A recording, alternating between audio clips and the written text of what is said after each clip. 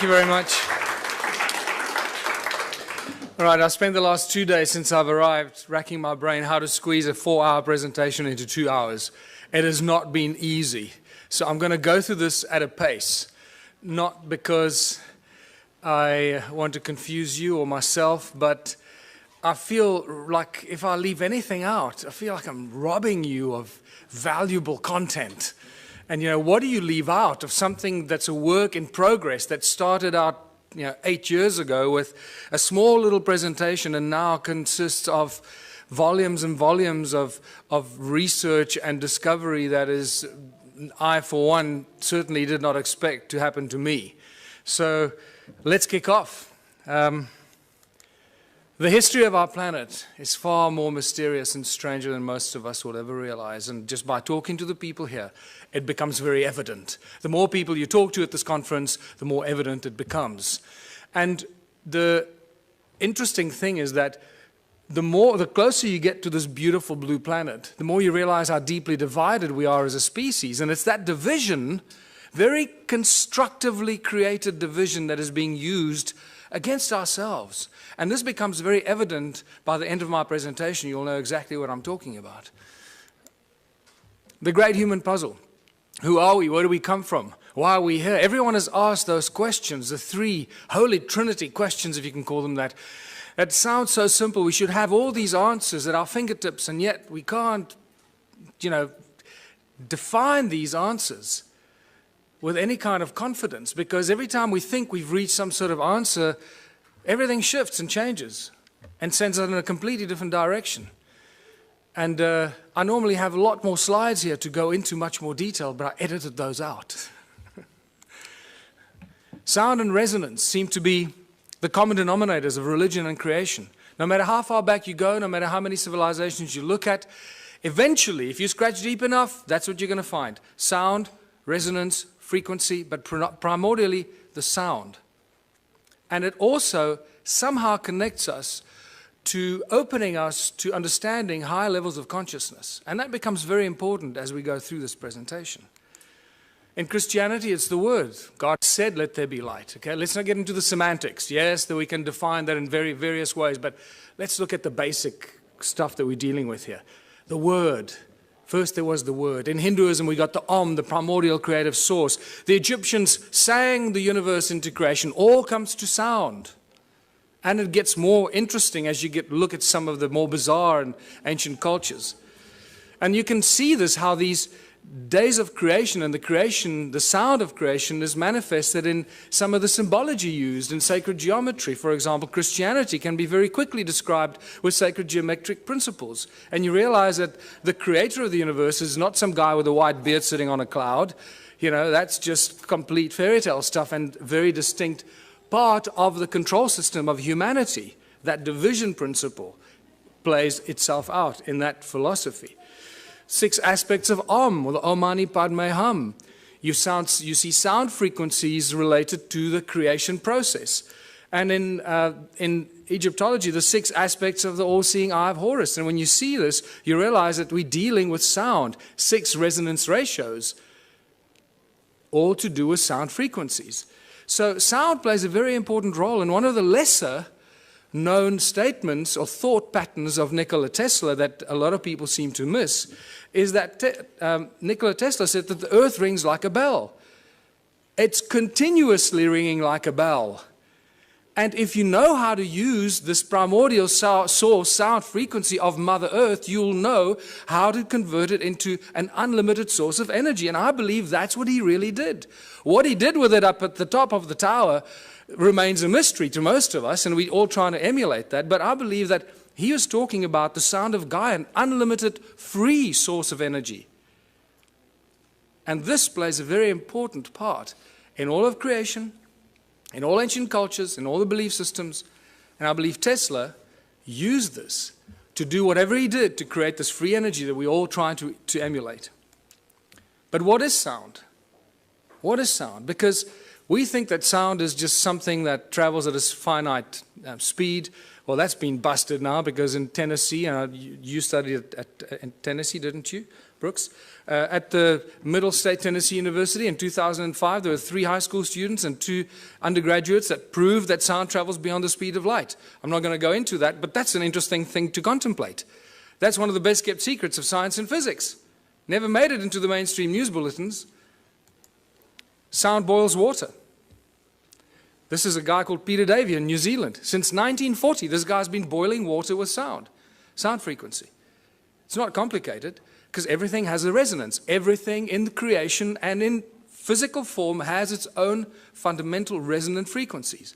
If we understand the resonance and the sound behind the resonance, we can do everything. Because if sound created the universe and all things in it, because that was done by God, then we should be able to use sound to do everything else.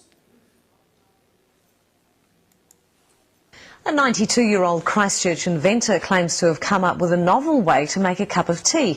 He's invented a contraption that he claims uses the power of sound to boil water. Beverly Lockhart went to investigate. It looks like a desk lamp, is cool to the touch and appears to be doing nothing until it comes into contact with water. 92-year-old former Spitfire pilot Peter Davey claims his invention uses the power of sound to boil water.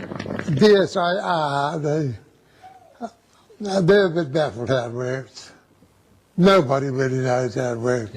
Davey believes high-frequency sonic vibrations emitted from within the silver bulb cause the water to boil. He says the idea came to him 50 years ago when he noticed different saxophone notes caused different household items to rattle. The mains-powered gizmo has experts intrigued.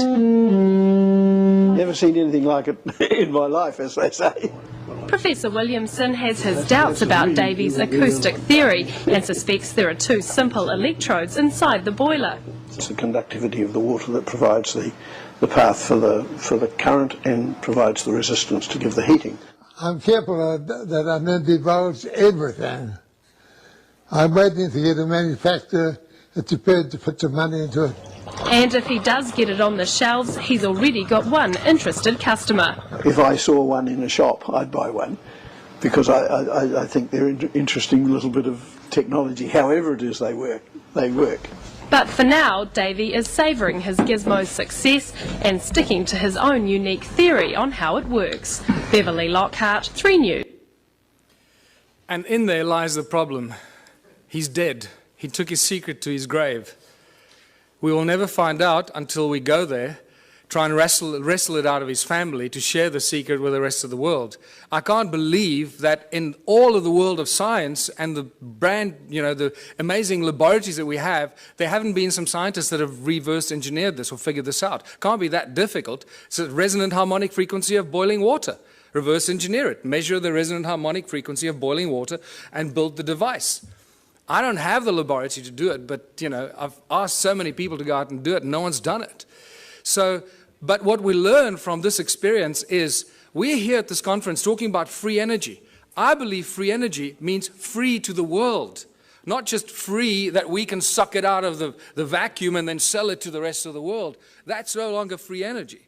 I believe it's crucial that we start thinking about free energy as when you find it, like this guy, give it to the world for free. Because if you don't, they're going to get to you, they're going to get rid of you, and no one's going to get it. They were waiting. I can imagine what they did when Peter Davey died. They breathed a sigh of relief, say, oh, thank God he's gone. And he was too greedy to tell the world how the simple thing worked. Thank God this human greed gene is so powerful that it prevents people from sharing this beautiful stuff.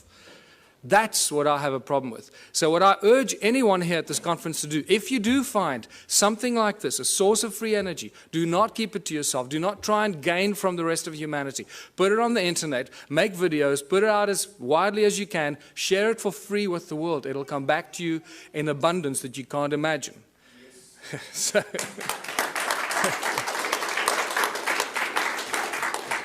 Sound levitates. All ancient cultures talk about levitating things with sound. Not just sound, but also with mind and thought.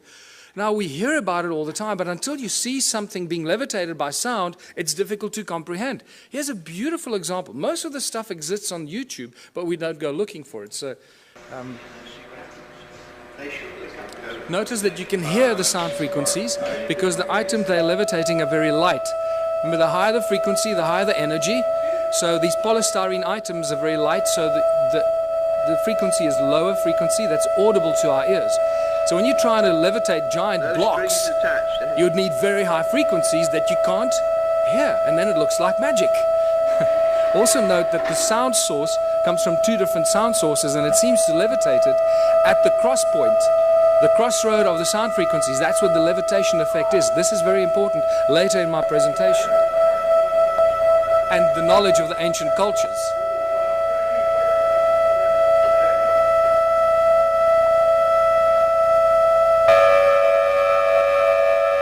Just the slightest sound variation and the thing starts to tumble and spin. Slightest little variation on the frequency. Look where it starts to spin.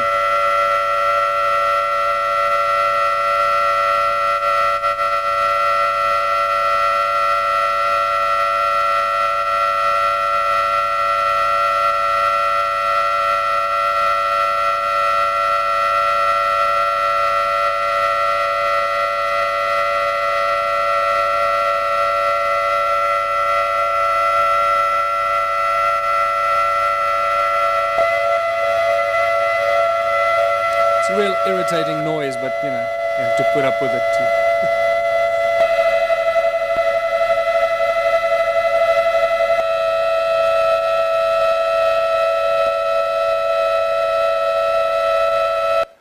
So sound levitates. It's no longer, you know, this fairy tale thing. It really happens. But sound source is also the inspiration for all the religions in the world, the great religions, and the most recognized religious symbols. This is from the guys that developed the cymoscope.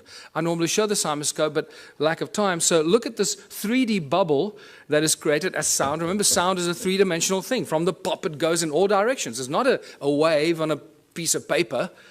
It's a three-dimensional effect that keeps amplifying itself and goes on and on and on. Just because you can't hear it anymore doesn't mean it's not necessarily there.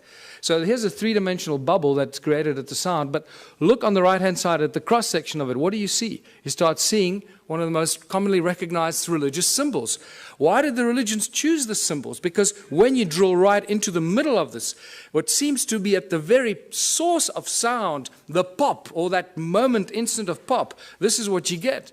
Oh boy, do I recognize this interesting symbol. And this is where you realize when the ancient cultures carved these intricate things into rock, they weren't just imagining things. They understood that sound was the source and how sound can create and levitate and manifest shape and form. And that's why they carved hundreds of thousands of these crosses in circles. And not only did they carve it, but it's also recognized by ancient cultures. In southern Africa, it's known as Mabona, the Lord of Light.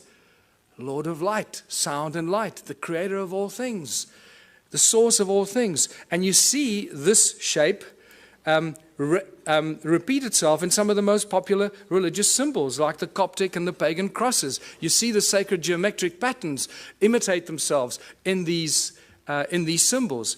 It becomes very interesting because now you know where they get the symbols from.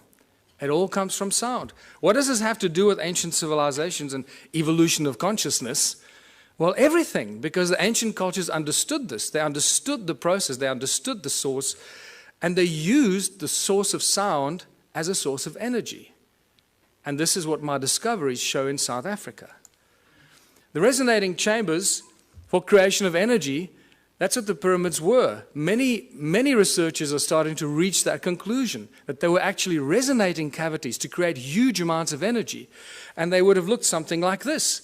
What's also clear to me, the more research I do, especially at the sites in South Africa, realizing that we're dealing with sound and light, that they probably used light to activate some of these sound devices. They were actually resonating chambers, that it was activated by light. And this is why they were aligned with solstices and equinoxes with specific frequencies and energetic alignments of the movement of the sun. They would activate these ancient sites and then bring them to life. Something like that. And if you think that's not happening, there's an interesting photograph that is available on the internet of some strange energy forms coming out of the pyramids, taken with some weird lens that shows you energetic frequencies, and this got me very excited because this is directly connected to my discoveries in the stone circles of southern Africa. This is some interesting symmetrical interference patterns that were taken at Stonehenge, which tells us that Stonehenge was not an accidental bunch of, long-haired, loincloth, cavemen that built this with ropes and pulleys. And when you go to Stonehenge, they still have that image on the side of the tunnel as you walk towards Stonehenge. They still show the guys with ropes and pulleys building Stonehenge. It's insane. So it's a very, very advanced device, Stonehenge. And what blew my mind is how old Stonehenge is. This is probably one of the oldest sites on Earth. It's probably more than 1 million years old. Are there any geologists here? Any geologists? Well, most of you are homemade geologists, sir. You're told that that stone there fell over. It was the twin of that stone, and it fell over. Right? They were connected at the top, and it broke when it fell over. Well, there's the break. Okay, now this is sarsen stone. It's very, very hard, one of the hardest stones known to us. There's the break. Does that look like a 5,000-year-old break and erosion? Absolutely not. We're dealing with hundreds of thousands, probably millions of years of erosion to erode about this far. This is not a new structure, people. Stonehenge is extremely old. Your mother will lie to you, your priest will lie to you, but the geology is not going to lie to you. There it is. Do with this what you want. It tells us we're dealing with ancient sites and advanced knowledge of sound frequency, because we see it in the patterns that the Stonehenge site still generates today, even though it is in the state of disrepair. Just like the stone circles in South Africa, in the incredible state of disrepair, are still giving us insane amount of energy that we don't know what to do with. This is another example of how old Stone Age is. That crack was clearly not there when the builders built it. You wouldn't put a lintel up with a crack in it. So we have to assume the crack happened after the event. And look at the erosion around the crack. I mean, this is insane amount of erosion. So, modern day levitator. Southern Florida, this guy called Ed Leeds Cullen in the 20s built this amazing place called Coral Castle. This is still a mystery to a lot of people, or they don't know about it. And he single-handedly put these giant blocks on top of each other, carved them, sculpted them, shaped them on his own. The interesting thing is when they used to bring the trucks used to deliver these rocks, he would offload them single-handedly. And nobody knew how he did it. He always made the guy stand around the corner or something like that, until one day, 2 young schoolboys saw him offloading these giant coral blocks. And they came home very excited saying, "Hey, Mummy, we saw the guy." And they asked, "How did he do it?" And the kid said, "Well, he did it with ice cream cones in his hands, 2 ice cream cones." And the parents imagined, naughty children, what are you talking about? You're trying to force us into buying your ice cream for dinner, right? Well, that's not true. When I heard that, I got extremely excited, because that is consistent with what I've been finding in southern Africa. Ice cream cones, cone-shaped tools. And that's why I call it the ice cream cone phenomenon. And this has become a very important part of trying to unravel the ancient mystery, how they did this stuff. They used sound, they levitated stuff, but how did they do it? And I find many of these cone-shaped tools scattered all over southern Africa, among the ruins, wherever you go. I was up the mountain 2 weeks ago, again, walking through areas that I've never been before. Remember, at this stage, I'm the only guy researching this, the whole of southern Africa. It's like I'm the only guy researching Egypt. That's the equivalent of that. There's one guy in all of Egypt let loose to do, try and get some sanity out of this. And so I feel a little lonely, so come help. So just to show you that these ice cream cone-shaped tools are everywhere. There are thousands of them. I've just collected a few, because after a while you get bored. So, there's another one over there. And then you get to the Rosicrucian Museum in the United States, and guess what I find? These cone-shaped tools on display with Sumerian writing on it, Sumerian cuneiform writing on it, commemorating the building of the temples in Sumer. They were then stored in the walls and hidden in secret chambers in the walls that were retrieved from the secret chambers in the walls. Now they're on display in the United States. Cone-shaped tools commemorating the building of the temples in Sumer. The plot thickens, doesn't it? So let's go back to South Africa, or Southern Africa. The current belief system is that Southern Africa was a sparsely populated part of the world with only a few inhabitants up to about 1,000 years ago. And they tell you about maybe 5,000 people, maximum 10,000 people, hunter-gatherers running around, shooting a buck here, shooting a buck there. Well, they don't do their homework when they put this in our history books, and they insult our intelligence, because unfortunately the ancient stone ruins of Southern Africa tell us a completely different tale. But they still continue to put in our history books, still today, that these are just cattle kraal for keeping cattle. These amazing stone structures that cover most of Southern Africa. But they didn't know that it covered most of Southern Africa, so they put these ignorant things into our history books. And then we pay lots of money to send our children to university to regurgitate this crap. Right? And it's spectacular. They just make the stuff up, put it in the history books, but because they doctor this and doctor that, everybody just kisses their butt and nobody questions them. It's really sad, but just to show you what some of these structures look like, I'll go through these rapidly. They are really remarkable structures. And the walls are not very high. Sometimes they're flat with the ground. Some places they're 3 meters tall or 2.5 meters high. The most important thing that you need to notice is that each one is completely unique and different. There are not two that are even closely, remotely the same. Each one is completely unique. Now that was a question that wasn't asked until I came along. What you also need to look at is the stuff around the obvious structures, not the structures themselves, because you'll see that there's a lot of stuff around the structures that is hidden by soil. It's not visible to you unless you're up in the air like you're looking at from this vantage point. Otherwise, you don't even know it's there. You walk through the veld, you have no idea you're walking over ruins. And then when you look at it on Google, you say, oh my goodness, I was walking there, and I was walking right through all these ruins and these terraces. I didn't even know it while I was walking there. And this is the awakening that happens. I mean, let me just go back here. I mean, look at this horseshoe-shaped structure here, attached with a circle inside, with a stone right in the middle of it, with these weird two, like, towers that lead you in there.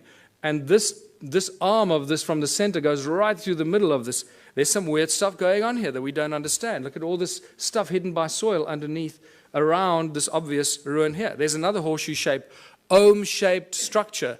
And what does ohm represent in modern electronics and electricity?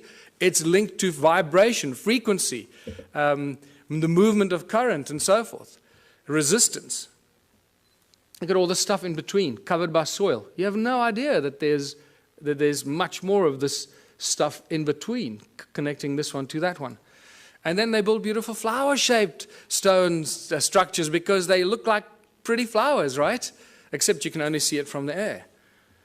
And they're all connected by these channels. There's a channel coming out of it and a channel running down there that's badly destroyed, and these strange hexagonal shapes.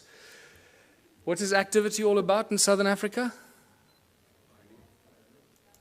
Always about gold. Don't you ever forget it. Always about gold. And remember, it's not the obsession of humans with gold, it's the God's obsession with gold. In Genesis 2, when Adam was alone on earth, Eve had not yet been fashioned from his rib. God comes to Adam and says, hey buddy, there's a place called Havilah. It's land full of milk and honey. The land is good, the water is good. And by the way, buddy, there's gold. What on earth is going on here? Why would God, the creator of the universe and all things in it, the commander of consciousness, want to tell Adam about gold? And it's in that one defining moment that you divide God with a big G from God with a small g. Huge, huge division. The twain shall never meet. And the Bible and ancient texts seem to be, especially the Bible, is constantly crossing those lines.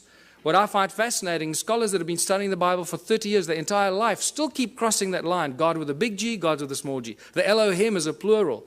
The Elohim and the Anunnaki are the same beings, and I'll show you why. We've got conclusive evidence that the Anunnaki and the Elohim were the gods of the Bible, the gods with a small g, the malicious, malevolent beings that were after gold. The divine creator of all things does not want gold. He doesn't take credit cards, and he doesn't use money. And we'll get to that. The ancient history of Southern Africa is all about gold. You can't, the whole Monomotapa kingdom that was attacked by everybody from the north, and they could never be overthrown, the golden kings of Monomotapa. Fascinating story. Not many people are even aware of it. What do other ancient cultures or other ancient texts tell us? Well, the Sumerian tablets tell us in great detail about the Anunnaki. And all the great biblical stories are first found in the Sumerian tablets in much greater detail. And when they, like the creation of Eve from Adam's rib, is reduced to 2 lines in the Bible. In the Sumerian tablets, it's a whole chapter on it, how it happened, how they put Adam into a deep sleep, and blah, blah, blah. It's phenomenal information. But so what we do know is that a lot of the stories in the Sumerian tablets are translated into the Bible much later and abused or used for abuse against humanity. Work in the Abzu is the constant reference in the Sumerian tablets. Abzu has been given many names, but its primary sort of reference is always linked with gold. Abzu is where the gold came from, and there's some great references from Sitchin's work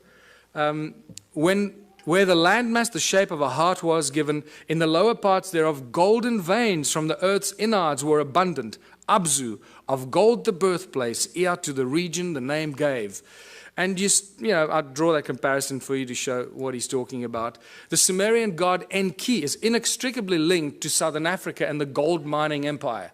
And in my longer presentations I go into more detail why I say this, but it's just overwhelming. It keeps coming in waves and waves, how Enki is linked to southern Africa and the gold mining empire that he set up there some 400,000 years ago. Now, Enki is not unknown in African ancient history. Creator Mutwa told me that Enki is known as Enkai, the creator of the human race. Just to throw that at you. And it gets weirder and weirder the deeper you go into this. And then Enki decides to create a species because they needed help to get the gold out of the mine. You can't just use machines. Machines break. And it's much easier to clone a species and train them and let them do this stuff, because if they die or get sick, then you just replace them. It's better than building machines. They just breed on their own. Look what they've done. 7 billion. Great breeders, these machines, these slaves. Let us create a Lulu, a primitive worker. The hardship work to take over. Let the being, the toil of the Anunnaki carry on his back. Tells us very clearly what these guys were up to down there. Planning to create the Adam, Adamu. The primitive worker shall be created. Our command will he understand. Our tools he will handle. To the Anunnaki in the Abzu relief shall come. So we know that the Anunnaki were in the Abzu. They were doing something. They needed relief. And for this they needed a slave, and they cloned it. And boy, did they do a good job. This is fantastic reference to Enki's house, his mines, and his technology. In the midst of the Abzu, to a place of pure waters, Enki betook himself. In that land, a place of deepness he determined for the heroes into the earth's bowels to descend. Before they cloned the slaves or the human race, they referred to the Anunnaki who were doing the gold mining as the heroes, because they were doing the hard work in the gold mines. So for the heroes into earth's bowels to descend. The earth splitter that Enki established. Now I'm going to show you the earth splitter because this is one of my discoveries in South Africa. Therewith in the earth a gash to make, by way of tunnels, earth's innards to reach, the golden veins to uncover. Boy, now that we found the physical evidence in South Africa and Zimbabwe, mostly, suddenly Sitchin's work becomes like poetry, because we can point to what he's referring to. We've got the physical evidence for which he's often undergone a lot of criticism, Oh, he's making this stuff up. Well, anyone who's still a naysayer about Sitchin's work, wake up. We got the physical evidence. It's there in beyond believable abundance. Is there a ruin or a settlement that could be linked to Enki? Absolutely. And this is Great Zimbabwe, the greatest ruin in southern Africa. It has to be the biggest, right? This is just a spectacular place. And just to show you, some of the walls are 10 meters high and 6 meters wide. Great Zimbabwe is a spectacular sight. And it has got Enki's energetic imprint all over it. Any of you that do energetic work, go and look at it. You're not going to believe your eyes. What's so special about the ruins in southern Africa? Well, they're very special cattle kraal for very special cattle, because this is probably where the word holy cow comes from. Because most of these cattle kraal are built aligned to the sun and the stars and the equinoxes and the solstices, and wow, they went to a lot of trouble for these cattle, didn't they? And the sacred geometry, and you start seeing how sacred geometric principles just jump out of these structures, and you realize, hold on, this is not just somebody building things, to pass time. And clearly this was easy to these people, because every single one of these ruins that is measured, and this is all Jan Heine's original pioneering work for which you'll always be remembered, because every ruin that he's measured so far turns out to have these very intricate alignments. And this is spectacular. And you'll understand why this is so spectacular when you realize how many of these ruins there are. These, look at this, they're perfect, and you draw a circle over there, which doesn't look like it's real. But when you extrapolate that flat line into the circle, you get a perfect hexagon. When you start joining the corners of the hexagon, look how it touches the inner circle perfectly. This is not accidental, people. This takes real exact science and understanding. There you go. So these structures down there are not just simplistic structures. They carry huge amounts of energy. And important to note that there are no doors or entrances. This is an important thing that you find in some of the archaeological reports, and they say, oh, there are no doors and entrances, and then they forget about it.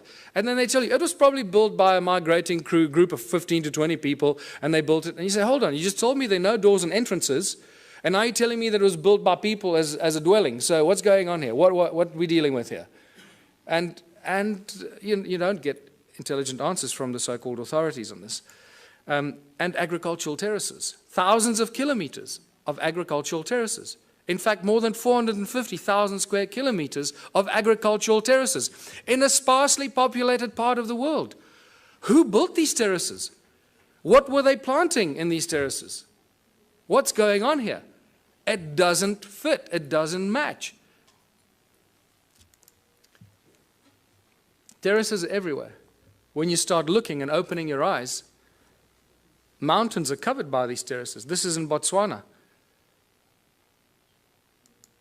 This is in Lesotho. There are terraces up some of the most incredible steep mountain sides that don't make any sense. In fact, if you go into Google Earth and you look at Lesotho, I challenge you to find any part of Lesotho without terraces. It's actually quite incredible. They're just terraces everywhere. And there's just been no people down there to build these terraces, so where do they come from? This is one of the greatest examples, because you can see the channels that link them, the circles and the terraces, all one giant grid. Nothing stands alone. Remember I told you, look at around the circles, the stuff hidden by the soil, because there are no standalone circles. They're all part of a giant grid, a huge grid. No standalone, all connected by these weird channels that are clever people at university call roads to drive the cattle on. This is why these roads are there, because they were built because the people 200 years ago built them to drive their cattle on. And that's as far back as they go. Maybe 400 years ago, that's it. This is just spectacular. This is right up the road from where I live. So when I leave my house and I go walking in the mountains, this is what I walk in these places. And it's rather silly. So I take a lot of photographs and I write a whole bunch of stuff, and then I come talk to people like you, and I feel like I'm, alone, lost in the world. Ancient roads and channels run for hundreds of miles. Notice, circle, channel, and the extrapolation or the extension of the circle that looks like a giant spider's web. And it's these giant spider's web that turn into these agricultural terraces. And there's a very specific reason why this is all connected, which you'll understand soon. Look at these archaeological drawings from 1939, clearly showing us that there are no doors and entrances, and these circles are all connected like a bunch of grapes. And then they don't make any more comments about it, they just leave it. The roads link every stone circle. There's the road there. It's very, very badly eroded, as you can see. Most of the times you don't even know you're walking on these ruins. Over there at the bottom, it used to connect in there, but that looks like water washed it away at some stage. Look at this linking into these strange hexagonal things. There's not enough time to talk about that, but there's spectacular information about what was going on there. And there's ruins there and there, but they're just covered by soil. This is a beautiful example of a channel running into with all the stuff around it. The spider's web effect. Look at this. Now imagine most of southern Africa looking like this a long, long time ago. And these are all cattle kraal, as I said, built for special cattle. There were a lot of cattle. Boy, they were just, I don't know where the people were, but there are a lot of cattle. Hey, maybe... How many of these ruins are there. And this is where the penny really drops, when you start figuring out how many there were. In 1891, the brilliant Theodore Bent, this is one of the few archaeologists that I carry real respect for, wrote a brilliant book, The Vanished Lost Cities of Mashonaland. And it's a phenomenal book. And in 1891, from horseback, traveling through South Africa, Botswana, Zimbabwe, he estimated about 4,000 of these structures. Then by 1974, Roger Summers, who had more technology available, calculated about 20,000 of these stone ruins. Now, by now, I started going, hold on, 20,000 stone ruins in a sparsely populated continent doesn't make any sense. I got involved in 2007 when Jan Heine introduced me to this, and within 6 months, I estimated at least 100,000 ruins. So I thought, well, before I release Temples of the African Gods, I can't just thumbsuck the stuff. Let me have some sort of at least scientific argument for this. So I started counting. I used Google and aerial shots and just started counting, and extrapolating, getting averages per hectare, per square kilometer, per larger area. And I went all over southern Africa and found these densely clustered areas and got averages. And some of the aerial photographs looks like, there's circles here. When you look closer at it, when you study this, you see how connected they were. This is all over southern Africa. Some of them are in the Transvaal or in Gauteng, what used to be the Transvaal, in Mpumalanga, in the Orange Free State. There's some in Natal, KZN. I just found some in KZN 2 weeks ago when I traveled to KZN. And I hadn't found any before. So wherever you go, you find more ruins. Zimbabwe, Botswana, as I mentioned. And this one I'll be talking about again. This is near a town called Bronkhorstspruit, very strange looking structures. This is again close to my house. And this is south of Johannesburg. There are thousands and thousands of these south of Johannesburg, and they think they discovered gold there in the late 1800s. And this is just spectacular. It's the density of these. This is other side of Rustenburg, where I grew up near the platinum mines on the way to Botswana. This runs about 5 by 5 kilometers, and it's just dense like this. It's ridiculous. And this is back near where I live, just to show you the circles with the channels connecting them and the terraces. And by the time I finished counting, getting all these averages, I found out there were more than 10 million of these. So forget 4,000 and 20,000 and 100,000, more than 10 million of these. In fact, I can now tell you categorically it's probably closer to 20 million of these. And we'll be surprised if there aren't more. It's spectacular. We're dealing with the largest and most mysterious ancient civilization on earth that no one's paid any attention to until now. What happened to them? What happened to 10 million stone structures and the people? Forget the stone structures. We've got evidence of those. Where are the bones? Where are the dead people? There's nothing. Not a trace of who occupied these. Isn't that more mysterious in itself? That for an extended period of, I'll show you, about 280,000 years, people lived and worked here. Then no fossil remains of these people. What on earth went on here? This is where you start listening to people like Drunvalo Melchizedek, when he says that, human populations have been evacuated and moved from one planet to another. You go, well, hold on, suddenly that makes a little bit more sense than anything else. Because we should have found bones. There's been a lot of digging, mining, and there should be bones everywhere. Farmers, building houses. So what happened to them? This is where the Sumerian tablets become very important. And the King's List, I'm going to come back to this, because in the two King's Lists that give us exactly the same story, they give us the names of 8 kings that ruled for about between 220 and 241,000 years. The names of the kings are the same, the places they ruled are exactly the same. The dates vary a little bit. So you've got to allow some, mistakes in translation. But the names and places remain the same. This is very, very interesting. But what this tells us is 2 very important things that I'm going to come back to later. And this is a repetitive theme in the Sumerian text. Is after the kingship descended from heaven to earth, after kingship was lowered to earth from heaven. Okay, to us it doesn't make any sense. Oh, we think it's some crap made up by the ancient people because they were all stupid, right? And then it tells us who these kings were and how long they lived. And you can clearly see that they weren't human, because they lived and ruled for 36,000 years, 64,000 years, 28,000 years. And then a very important thing that it tells us, a very important statement from these 2 kings lists. And then the flood swept over. So two very important things, three important things. That kingship was lowered to earth from heaven. Somebody up there decided that they were going to appoint some kings on earth, some priest kings. That changes all of human history. It tells us that they ruled for an extended period of time, and then the flood came. So we seem to have a history, a chronology of human history until the flood. Prior to this, or until now, we know very little about what happened before the flood. And this is very important. So I believe that when they say the flood came, that's what destroyed these ruins. Some 12 to 13,000 years ago, the so-called Great Flood that there's not much argument about in geologic and archaeological circles. And you can see the sedimentation. That's why most of these ruins are not visible. Most of them are covered by soil. They're hidden from us. And wherever there are stone circles, there are gold mines. You can't get away from it.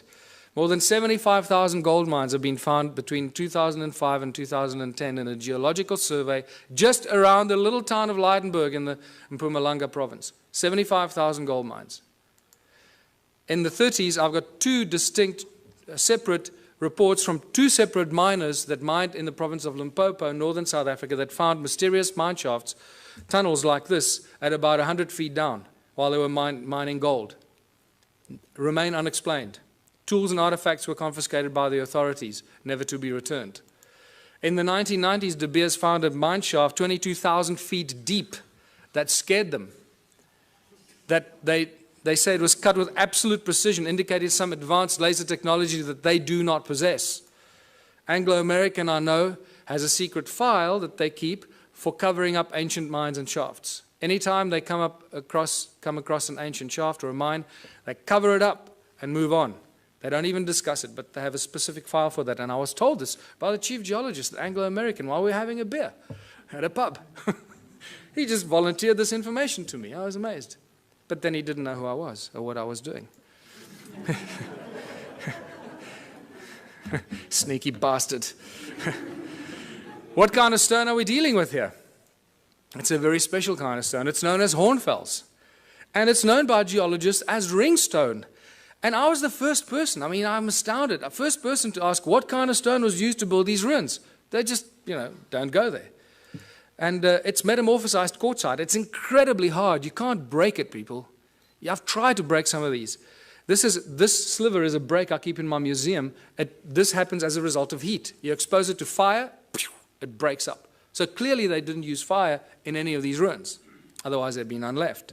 As you can see, it's black on the inside, very hard, and then it's got this stuff called patina, the skin, like a skin that grows. It's an oxidization and calcification process. It grows incredibly slowly on this specific rock. And what is fascinating about this hornfels stone is that it conducts sound incredibly well. It rings like a bell and light. There's some more examples that I found that I keep in the museum. And more spectacular examples. And just to show you, there's a little... The most remarkable artifacts that I've collected, this particular stone in my hand here, this beautiful Stone Age club, it looks like something out of Flintstones.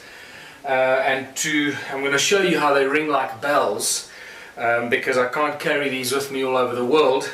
So a quick demonstration how these stones ring like bells. I just discovered that in geological terms, these stones, this particular stone, the hornfels in South Africa, is also known as ringstone for that very specific reason. And to ring these, I'm going to use my brand new tool that I just collected about a week ago. This phenomenal, absolutely phenomenal artifact.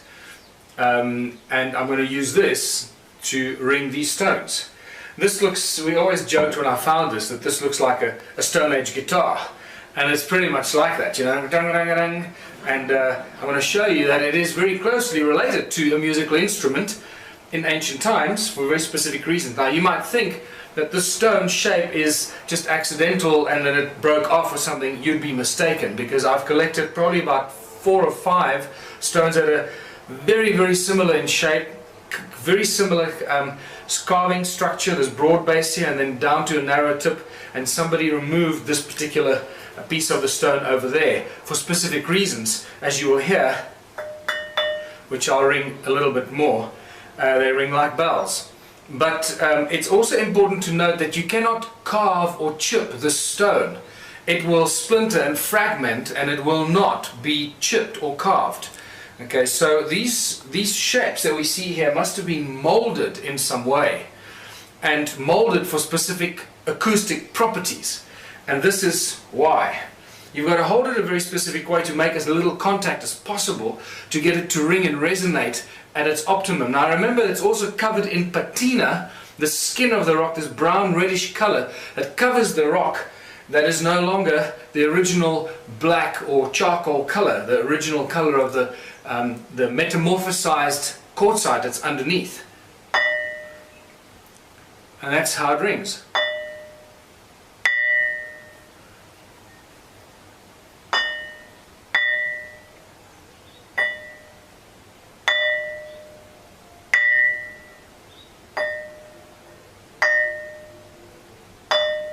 I can actually feel my fingers underneath are deadening the ringing because I'm holding it and it's deadening some of the effect.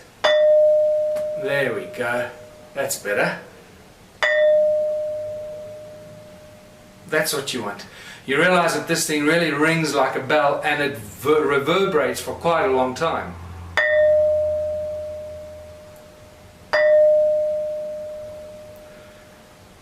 Alright, and now to show you that this is not the only one, here's the other one. The Stone Age Club.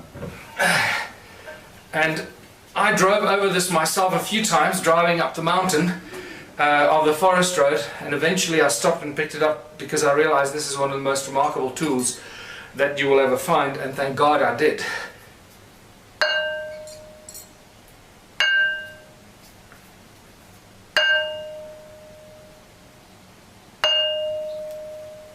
And it is very heavy. I'm out of breath because I'm holding my breath not to make a noise, and this thing weighs probably about 15 kilos, so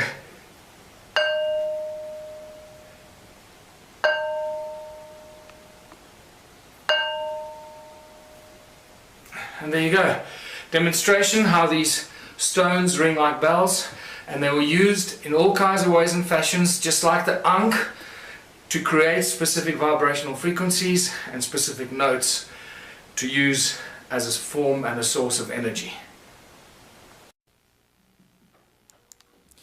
And just to remind you, metamorphosized quartzite is full of what? So we can talk about this later, when we start getting into the consciousness principles. What are we really dealing with here? And what do these ancient sites contain? How much information is actually stored in these ancient sites? Yes? Just a quick question with the stones there. I noticed that the frequency was the same. It seemed to be the same note. Did you actually ever try and measure the exact frequency? Yes, we did. We measured. Well, not those two. I haven't tested those two. But somebody emailed me. I get thousands of emails. Somebody emailed me saying that's a B flat, I think. That is very important, but it's just not enough time to go through all the stuff. Sorry. And then all these anomalous tools I've been collecting and finding. Strange tools. Once again, some of them are these cone-shaped tools, always to these points. And then the stone phallus. Stone phalluses seem to be very popular in these ancient times. What's important to note, see how the patina has covered all of them, remember? Somebody must have carved them or shaped them at some stage. And they're all covered in this brown patina. Okay, keep that at the back of your mind. This is at top of the big ruin on top of the mountain there. That's spectacular, whatever that is, a bird-shaped stone, or there's a whole other link to the Zimbabwe birds that is in here, but we can't go there. These strange tools and artifacts that are just spectacular, that make no sense to us today, because it's not part of normal archaeological, stuff that they exhibit. And then the most spectacular mystery in all of archaeology, the sacred stones. The special sacred stones. Hundreds of thousands have been found in southern Africa. Now, because we had a breakthrough energy conference, you'll automatically notice that they resemble a torus shape. So I'm giving you a little hint as to what these are for. But in South Africa, the Archaeological Society has it as a logo, and they will still teach you that these are weights for digging sticks. That the people made them in the hundreds of thousands, when there were only a few thousand hunter-gatherers, because this is from the Stone Age, right? So there were no metal tools. They made this with other stones because they needed weights for their digging sticks when they were digging for roots in the veld. I can't think of anything more insane. These people should be locked up.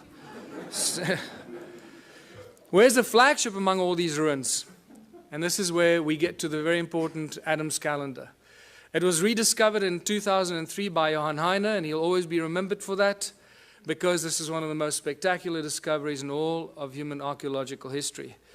These are the two central calendar stones. Baba Kreda Mutwa, the preeminent African shaman, told me when I saw him, there you can see Adam's calendar, my other book lying on the desk. When I showed him this book, he burst into tears and took quite a while to calm himself down. He said he never thought he'd see that sacred place again. He was initiated at this place in 1937 as a young shaman, and he calls it Inzalo Yelanga, or birthplace of the sun. Specifically the S-O-N, not S-U-N, because it is believed by the shaman that this is where the gods created humanity, birthplace of the sun. That's what it looks like from a helicopter, circular structure, that is north, that is south, not the trees, the stones under the trees. They're the two central calendar stones, and over there you see a wooden pole, that's where the stone man used to stand, and right from the stone man across there, across the Horus bird lying there, which you'll see, we're looking east, exactly east at the rise of the sun. On the edge of this cliff, which is known as the Transvaal Escarpment.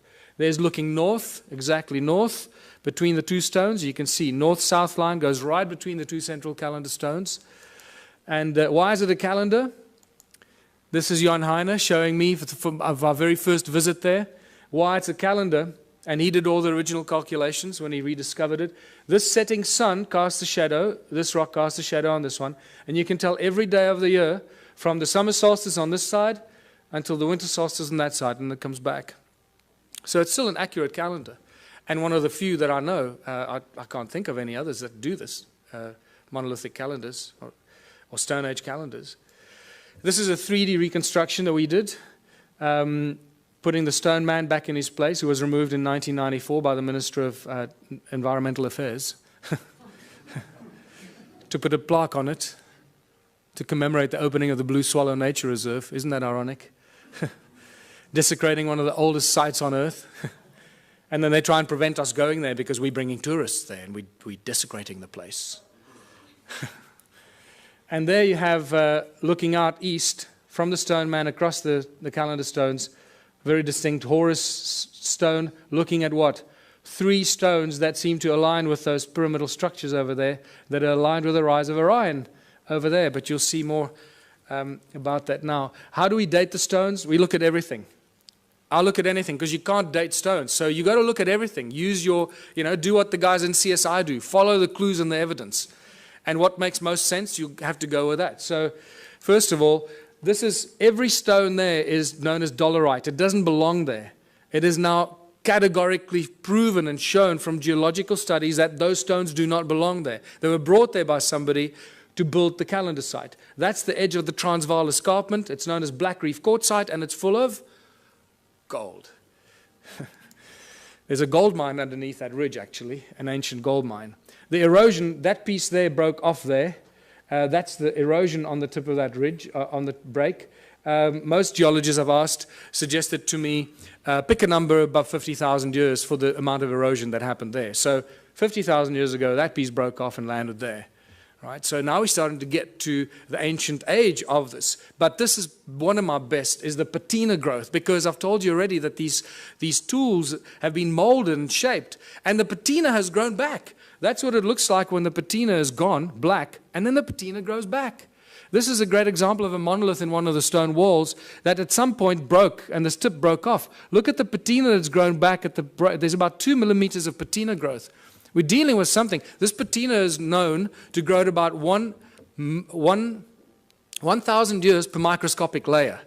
1,000 years per microscopic layer. So for a millimeter or 2 millimeters of patina, we're dealing with something that's 100, 200, 300,000 years old.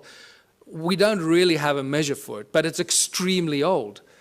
And we know that this is not normal archaeology. Look at this beautiful carving of one of the stone structures. So not only did they build the stone circles, but they first carved them into rock. This is another interesting part of this presentation that I normally go into a lot more detail. But look at, after they carved this crack appeared through the rock. This hornfels stone, you should see the black of the hornfels on the crack. On a fresh crack, you'll see the black of the hornfowls. But it's so old that the patina has grown into the crack and completely covered up the black color. So this shows us how old this carving is. So we're dealing with probably 50 to 100,000 years old that this carving is. So these are the kind of indicators that we have to use when you deal with this kind of evidence, because you can't follow the normal archaeological routes. They just don't have the tools to do that. But this, my friends, is by far the most important discovery, I believe. If you look at the circular, you can see the whole Adam's calendar is a circular structure, north-south. But the first thing that you notice is that it's not at 12 o'clock. It's not true north. It's slightly left of center. So Johan Heine and I had it measured, and we found out that there's a 3 degrees, 17 minutes, and 42-second deviation anti-clockwise. Now, that's not possible, because we're not dealing with magnetic north. We're dealing with true north. And at first, we thought that this had something to do with the precessional wobble. So I spent a lot of months trying to analyze and speak to experts in precessional counting and all that. And I realized, hold on, I'm barking up the wrong tree. This is true north. Wherever you are in the precessional wobble, true north stays at true north, right? So what's going on here? This is 3¼ degrees deviation. I believe that the man that holds all the information is Charles Hapgood, who's been trying to teach us about crustal displacement and crustal shift. I believe that Adam's calendar is a real geophysical example that crustal shift displacement did happen, because these guys did not make mistakes. They would not have accidentally built at 3¼ degrees out of alignment. It's not going to happen. So, we know that crustal displacement happened, we just don't know when. But here we have physical, geophysical evidence that it did occur. And then obviously the Orion connection. You can't get away from the Orion connection. All ancient cultures do it. I've mentioned it already, those three. There's your Horus stone, and look at that distinctly carved rock there. Those three, if you lift them up, they align precisely with the rise of Orion's belt when it was flat on the horizon. I've had 2 separate calculations done by 2 separate astronomers. Both of those will be wrong, because none of them took into account that 3¼ degree misalignment. So, but it just shows you that their calculations are really, really old. That's really interesting. I didn't cross-examine on them. And just to show you this beautiful Horus stone, I discovered that one morning when I went there with another guy very, very early when I started doing this exploration. And that stone was covered by soil. So we couldn't see. I didn't know that it was actually a Horus or a bird-shaped stone. But then when I moved the soil away from about there, suddenly this beautiful head and nose appeared. It doesn't look like much from here, but there's nothing to stand on to take photographs. You know, if I take one step backwards that way, I fall off the edge of the cliff. So, and there you go. It's about 3.5 meters tall. There's a fat belly there that you can't see on this angle. And the nose is broken off. That's probably maybe another foot there that would have extended. If you lift it up, there you got it, reconstructed. Adam's calendar. When I called it Adam's calendar, I had no idea how close to the truth it was. This is where humanity was created according to ancient African culture, where the Anunnaki artificially, genetically created the Adamu, the human species that we all belong to in various forms and shapes. And then we get to the discovering of the pyramids. The mystery just, gets better and better. Look at that. This is one of the first pictures taken of Johan in 2003 when he started measuring the calendar and finding out all these mysteries. One of the best pictures, because I've been there thousands of times and you just don't get good pictures of the pyramidal structures. There's a third one, a little one over there, just sticking its head out. I've been told through various means that there's about 30 meters of sedimentation down there. So we're only probably seeing half of those pyramidal structures because of the flood, remember? The flood that destroyed all the stuff. That would have covered all of it. Why are they pyramids? Why am I so convinced they're pyramids? For various reasons. First of all, when you go into Adam's calendar, the moment you cross the circle, because there's no obvious circle, it's an imaginary circle. The moment you cross that circle with your GPS, you lose signal. Okay, it works here. The moment you walk in there, your signal is gone. And I love the macho guys. They just love it. Oh, my GPS will work. You'll see. I'll show you how my GPS works. And they go in there. It's fantastic watching them. Just see that ego drop very quickly. And then when you take the same GPS down to the pyramids, there were 4 of us. I will forever regret not taking a photograph of it, because there were 4 of us standing with GPSs like this. And every GPS gave you a completely different reading. Not just slightly off, but miles off. You were like, you know, in another province. It was insane, right between the two pyramids. Not only that, but all these ancient cultures built things according to the sacred geometric principles. So I thought, hold on, this will tell me if it's linked or not. Let me draw a golden mean spiral from Adam's calendar and see where it lands. Well, you know, I didn't have to guess. You got it. So here we can do a beautiful twist on those that want to stick to mainstream science. And we can argue the argument of probability, which is one of the most commonly argued arguments in science, isn't it? Probability. So the probability factor that the golden mean spiral accidentally ends between the pyramids is so completely out of kilter that it has to be linked. You're dealing with several million or several billion odds to one that it's, you know, an accident. So the probability factor plays a very important role here. We're dealing with something that's connected. And also through channelings and other psychic revelations, I've been told in no uncertain terms that we're dealing with some very advanced stuff here. And then when you connect Adam's pyramids through Great Zimbabwe, Enki's house, it lands right in the Great Pyramid of Giza. And all along the 31 degrees east longitudinal line, the Nilotic meridian, right, which is also linked to the white lions of Timbavati, the sacred white lions of Africa. And you start seeing all this connection. It's just beautiful. It just unravels more and more. And then my beautiful friend Willem de Swart, who's decoded the numeric system and the secret numbers of God, made it very clear to me that the name Elohim equates to the number 31. Elohim. 31 degrees east longitudinal line. So this gives us an indication that the Anunnaki and the Elohim are the same group of beings. I just recently did an interview with George Nuri. The very last caller that called in told me he was abducted by the Anunnaki 12 years ago, before he knew any of the stuff we're talking about here. They told him they were tall, about 9 feet tall, blonde, blue-eyed individuals. They told him they were the Anunnaki, and they also told him they were often referred to as El or Elohim. That was very interesting, and then the show ended. So I need to talk to him more. So what were all these stone circles for? Millions and millions of stone structures, all connected. Each one is completely unique, different, built with stones that ring like bells. What's going on here? Archaeological drawings show us that there are no doors and entrances, and some of them are concentric circles, like expansion, amplification chambers, or something to that extent, right? So are these connectors, these channels, actually like wires? Absolutely. So let's go back to what Nikola Tesla said. He said the earth rings like a bell, and it's an inexhaustible source of energy if you know how to use the sound frequency of Gaia. And I believe that this is what it is. The cymatic patterns remind us of what we're looking at. The shape of Om. This is the shape of sand on a metal plate. That's what you'll find. So what we're looking at here is cymatic patterns from Earth. Each one of these stone circles just simply represents the cymatic or the shape of the sound of Gaia at that particular point. And this is why they connected. So they created one huge energetic field. There's one example. There's Hans Jenny's photograph, the circle in the middle, and the spider's web effect outwards, the circle in the middle, spider's web effect outwards, except these were connected, so they could share the energy they suck out of Mother Earth. And but how much energy could these structures create? For this, we got to go to 1944 in Japan, when they were developing the death ray with which they were going to smite the Allied army. But unfortunately, they got nuked, so they never got to use the death ray. But one of the things that I found out is that at the core of this death ray was a thing that they used called a magnetron, a resonant cavity magnetron. Well, this is, you start a frequency in the middle, you amplify it in these resonant cavities until you decide when you want to take it out of the wires. And that magnetron is used in laser beams, it's used in microwaves, it's a technological tool used in many applications. This has got a little magnetron in it, or a klystron, I think it's called in this.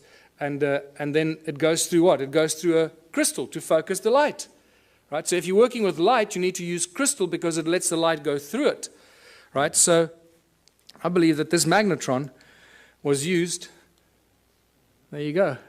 If a magnetron a few centimeters in diameter could fry the Allied army, how much energy can a magnetron 22 meters in diameter create? Huge amounts of energy. In fact, I was made aware that it's this structure that was probably responsible for the destruction of Atlantis, because they didn't quite know how to use it and it got out of control. So I believe when you read those translations of Sitchin, where he says Enki built the earth splitter with which in the earth a gash to make, I believe this is the earth splitter or something like that, creating huge amounts of energy, putting it into the giant grid, giant energy grid that connected all these stone structures in southern Africa. And that's really what it was. Everything was linked to the mining of gold. None of these were dwellings, people. We're dealing with a giant energy and work grid for the extraction and the mining and the processing of gold. And then get to the measuring of these stone structures. And I found a guy who had a very interesting device that he measured without me, and then I came back from America and I heard that he went and measured these. I called him back. I said, I want to go back and do it with you. So I went with him, and he used to work in the satellite industry for Centec. Interesting guy. And the measurements that he showed me were just mind-blowing. Electromagnetic waves, either horizontal or vertical, coming out of the ground into the sky. Sound frequencies in hertz. The loudness in decibels, and also what he calls the heat signature. The heat signature that he explained to me, he measures up to, it's the average temperature of the ground below the soil, below the surface, down to about 300 meters. He's got all kinds of ways that he calculates this. I can't explain to you exactly how he does this, but I asked him several questions to cross-examine him to see if he was not, making it up, and it stayed constant. So I believe that he does have a system to work this out. This is what he measured. The outside, the heat signature anywhere outside here is 5.5 degrees Celsius at the surface of the ground. The moment you move the device in there, it shoots up to 29 degrees. So it's 5.5 degrees, 29 degrees. 5.5 degrees, 20. There's no scientific explanation for that we have right now. You go in there, it goes up to 33 degrees. 5.5 degrees, 33 degrees in the middle. What's interesting, the electromagnetic field here runs at the equivalent of about 280 megahertz, but it's vertical, straight out of the ground into the sky. So it's a column of energy out of the ground into the sky. Over there, it creates like a dome-shaped effect over the circle, because you also lose GPS when you go in there. So I can now understand why you lose GPS, because it creates the circle. There's no electromagnetic activity outside. The moment you go inside there, you pick up this horizontal electromagnetic effect, equivalent to about 480 megahertz. And he went into more explanation to me exactly how sorry, let's go back here. And then the sound frequency he measured coming out of these walls at 14.5 gigahertz. Now, we don't measure sound frequencies at those. This is really mysterious. So, and at 72 decibels coming out of these walls. And then we went up to this one here, and it got even worse. Measured 33 gigahertz sound frequencies coming out of these walls inside here. 33 gigahertz. When you walk along this channel that ran in here, the wall was broken there, but the channel runs in there. It started like 5 degrees. It keeps going up. As you walk there, that heat signature keeps rising. By the way, the heat signature, he explained to me, can only go up to about 80 degrees Celsius, at which point it suggests that you've got a volcano under you, about 300 meters below you. So that's how he's calculated it. And so at 80 degrees is the max, and nothing more is possible. So we go from 5.5, and by the time you get here, it's at 33 degrees. Around 30 degrees there. When you go from outside there, 5.5 degrees, onto that little attachment there, inside, shoots up to 58 degrees. 5.5 degrees, 58 degrees. There's just no reason why it should be doing that. And then the electromagnetic waves, once again, there's a dome-shaped horizontal effect that happens inside here at that frequency. And it's horizontal. Also, this is why, when we did ground-penetrating radar, I used the world's leading company to do ground-penetrating radar on 3 structures. This is one of them. There was another one of those flower-shaped ones, and then at Adams Calendar. And all the way through the ground-penetrating radar exercise,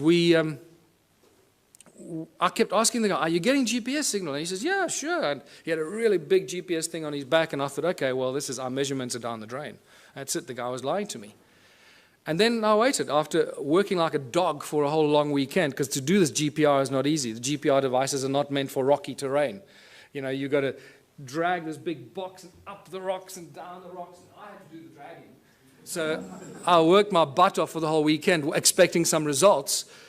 So, you know, a week goes by and I phone the guys in Joburg and I say, have you got any results for me? I'm dying to see the results. And they say, yeah, no, we've got some problems with, I'll get back to you. A month goes by, nothing. 3 months go. Eventually I said, just tell me what's going on. He says, look, we got real problems with the GPS. Everything's just completely scrambled. I don't know what happened. I'm really, really sorry. But it's just like complete garbage. This has never happened to us before. So I went, don't worry, it's okay. You made me the happiest guy in the world. Because now I know that our measurement's accurate. It looks like you're getting a reading, but you're getting garbage. So when they put it in the computer nearly blew up. It said, sorry, buddy, I don't like what you're feeding me. And then we get to Adam's calendar, and everything we know, or we think we know, just flies out the window. There's the imaginary circle once again. And as you approach it, the heat signature is at 9.5 degrees. It's a little higher than the other places. As you cross that imaginary circle, remember there's no wall. So 9.5 degrees, as you cross in there, it shoots up to 77 degrees. 9.5, 77 degrees. But then when you go in between the two calendar stones, it shoots up to beyond 80 degrees, beyond what suggests you're standing on a volcano. This is bizarre stuff. Is it the human that enters there that makes the change? Or if you leave a thermometer in there, is it the temperature? It's not a thermometer. No, this is special calculation. It's a heat signature. It's not the temperature of the ground. Okay, so it's, again, it's the average temperature that he explained to me, about 300 meters below the surface.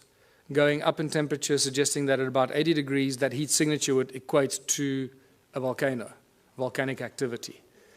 And then we measured the sound frequency, first of all. Once again, nothing outside. And then as you cross that imaginary circle inside, it shoots up to beyond 375 gigahertz. This is sound frequency. Now, I've never heard of anything before measuring sound frequency at these frequencies. In fact, I've had several people argue with me that sound doesn't exist at those frequencies. I say, oh, well, it just disappears. What happens to sound? It just disappears because we can't hear it. So there's an interesting debate to be had there with some of the brainy people out there. 375 gigahertz sound frequency. That's insane. That's ridiculous. But then the electromagnetic fields become very important in this discovery, because as you cross in there, it shoots up to 1700 megahertz, equivalent electromagnetic activity, horizontally, creating a dome-shaped effect. Again, this is why the GPS doesn't work inside there. But in between those two calendar stones in the middle, it shoots up even higher to 1800, but vertically, straight out of the ground into the sky. And that just blew my mind, because that made me realize that we're dealing with something very special. Since I first started going there and taking psychics and connected people there, there have been hundreds that have told me things about the site that could not be told unless you knew something. So once again, the statistical probability that they were lying to me is out the window. They must be telling me the truth. And the recurring constant, that thing that I've been told by, strange woo-woo people, is that it's an active vortex and a portal. Now that we've measured it, I believe them, because this is the kind of thing that we measure there. Electromagnetic waves run horizontally, vertically, and then vertically coming out of it is one vertical shaft of electromagnetic waves straight into the sky. So what is this calendar site all about? What were they doing here? What were the Anunnaki doing here? They were getting gold. They were using the people to mine the gold, using advanced technology, Caesar technology, getting it off the planet. We know that they were getting it off the planet. Sitchin makes it very clear in his translations. But he says they would beam it up with skyships. I think he was very, very close to the truth, except the word skyships was misinterpreted in his translations. It wasn't skyships. It was a contraption like Adam's calendar. Beam up the gold, Scotty.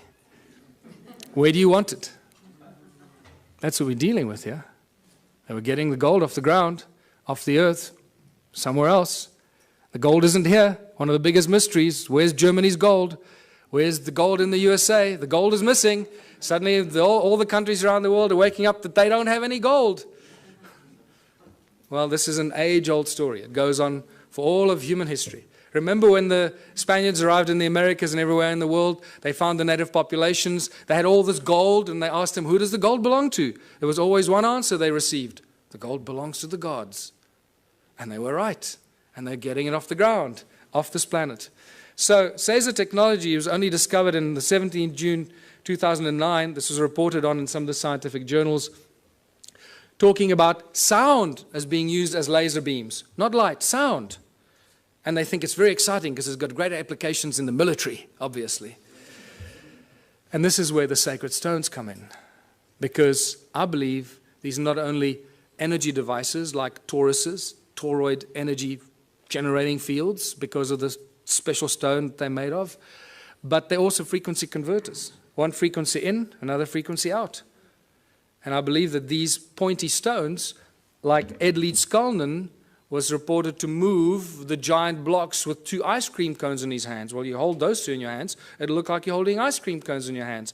And at the point where they cross, beaming high-frequency sound waves, they will create levitation. The higher the frequency, the higher the power and the energy, so you can lift huge things up and move it around as you want. Ice cream cones in your hands. Boy, those 2 schoolboys made my day. There you go. What I find interesting is that average 3 centimeters, which equates to 10 gigahertz. So when we reverse engineer this, I'm looking for laboratories that work on laser technology. We can do some remarkable experiments, people. We'll change the world. We'll use these stones and we're going to discover new energies. And we can, any volunteers, we can put you in front there, set it up, and see what happens if we phase you out or if you're still there. 10 gigahertz. So what have we learned from all of this? If we don't learn something from this information, it's completely wasted on us. And I believe we're going to have a break now. Is that true? We're going to have a break? No break? So I was going to have a 10-minute break, but mostly for your sanity, I'm used to this. So I believe that we're reaching the conclusion of a prophecy. All the ancient cultures have these great, amazing prophecies that last thousands and thousands of years, and they say that the end days will be as the first days. Did you know that in 1980, in the mid-80s, 4 of the North American native tribes came to South Africa to meet with Creator Mutwa and some of the African shaman because they believe that the new age will rise out of South Africa.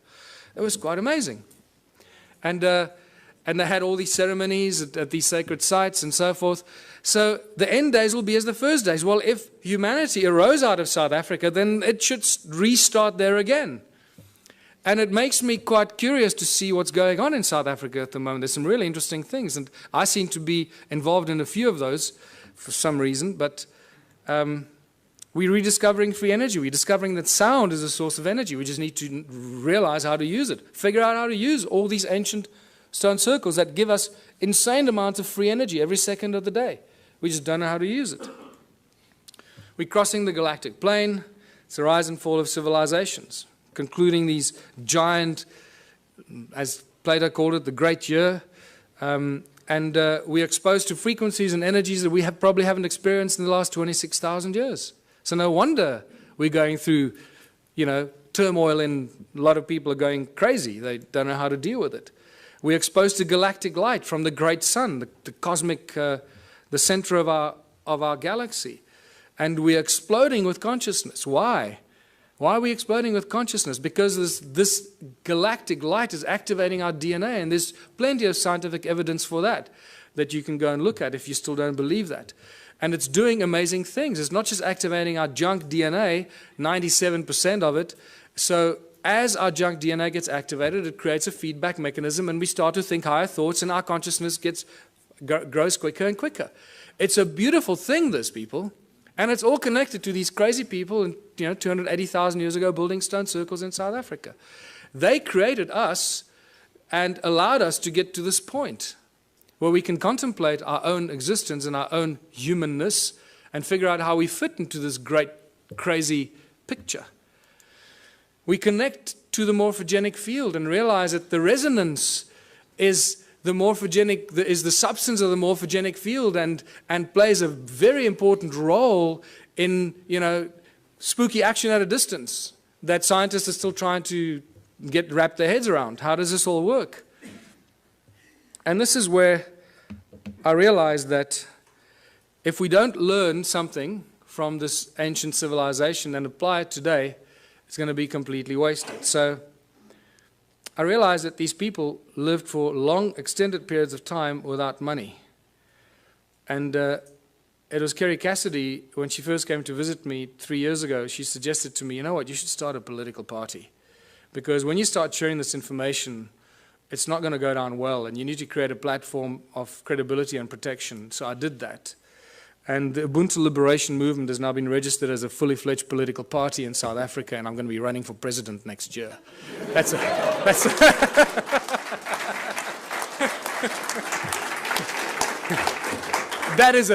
the funniest thing I've ever heard. But it's true. I just realized, hey, we're running, yeah. And then somebody said, so does it mean you're running for president? I had to do a double take. Oh, shit, yeah. I guess it means that, yeah. We're just trying to cause trouble. We're just trying to inject the virus into the organism, but it has some really spectacular side effects or things that we have to do. So we are all born on this beautiful planet, and we're all born free. And yet, we cannot move around freely. We cannot live where we choose to. We have to follow rules and laws that we didn't agree to when we were born. We have to work to pay taxes and to earn this thing called money. We didn't agree to that either when we were born. We didn't agree to be given a number and be treated like a corporation. We are living, breathing human beings. We're not numbers of infinite soul and flesh and blood. And yet that's not how we're being treated. The restrictions on humanity are endless, and they're getting worse by the day. The current situation is very simple. Every socio-political system has failed us. This is why we're in this mess. Otherwise, we wouldn't be talking about this stuff, right? If it was hunky-dory. Humans everywhere live in misery. There seems to be no happy outcome to the political and economic mess of the planet. Every year, every month, it gets worse. More poverty, more hunger, more homelessness, more misery. The global economic collapse is imminent. The fact that we still have a global economic system is actually miraculous, but it is a clear indication how powerful those individuals are that control the global economy. They have infinite power as it is now. Only us, only we can do something about it. And there's some simple things that we can do about it to change everything about our lives and how we continue living as living, breathing human beings and not numbers and corporations or fictitious, fictional entities. 1/3 of the world's food goes to waste. This is spectacular. What kind of creatures have we become that we deny 1/3 of the global population food because they don't have money? We don't hand it out, we dump it, we destroy it, because we can't give it to them for free. They need money, they need to work, lazy bastards. Do some work, go get a job, become a respectable member of society, get a job. We don't need jobs. It's the last thing we need. Every time I hear politicians say, we're going to create jobs, I sense shivers down my spine. It's the last thing we need. Busyness. Keep you busy, running around, forgetting what you should be doing, what kind of life you should be living. It's all encoded in the language that we use. How did it get so bad? This is where we get back to what we've just been to, the ancient civilizations. A small group of royal political families and the banking elite families took control of the world. This didn't happen last year or 100 years ago. This happened thousands of years ago, people. It started with the Sumerians about 6,000 years ago in the Middle East, in Sumeria. When the Sumerian tablets tell us, when kingdom was lowered to earth from heaven, that's why I pointed it out to you. They tell us, kingdom was lowered to earth. Suddenly we see these priest kings appear out of nowhere. How did these guys suddenly take on this higher than thou situation? Who the hell are they? Where did they come from? Oh, people lived happily, and suddenly one guy said, hold on, I'm going to be your king. You're going to have to work for me and pay taxes. Screw you, buddy. I don't know. So how did these priest kings in ancient times become so powerful? Because they were appointed by the gods. I'm not talking about God with a big G here. I'm talking about the gods with a small g, these arrogant pricks that came here and disturbed us on this beautiful planet. And what happened next after they appointed the priest kings? The most spectacular, miraculous thing happened. These priest kings created money. Money is not part of natural evolution. This is a complete misunderstanding of human history. Anyone that teaches you that has not done their homework. Money was maliciously introduced in ancient times as a tool of enslavement, the absolute tool of enslavement, and we are feeling the worst brunt of it right now. We are the guys, we are the civilization, we are the people in the history of this planet right now that can make a change. It's up to us what we do with this information and how we move from here forward. Today there are three main banking families, there are arguably a few more, but the big ones, obviously the Rothschilds, the Rockefellers, the Morgans, they control everything. They own all the banks in the world. How can I make the statement? Because they're the guys that bail out the banks when they go under. So they own them. It's simple, right? If you bail somebody out, you're going to own them. And you're not going to bail something out that you don't own, or at least that you don't control. So the World Bank, the IMF, the BI, the Bank of International Settlement in Basel, Switzerland, most people aren't even aware that there's a thing called the Bank of International Settlement. When they discover this, what? Wow, that's amazing. I hope they're good people. Can't they give us a loan?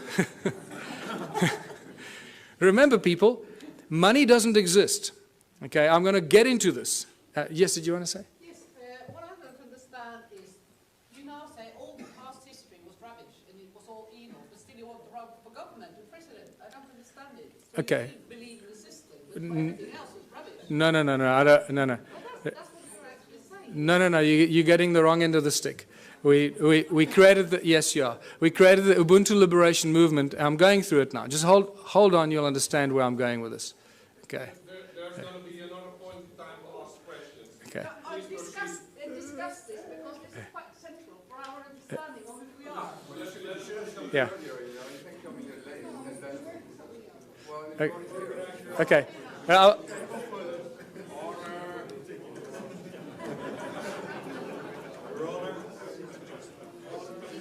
Don't worry, you'll get it. You'll get it by the time we finish here. I'm sure you will.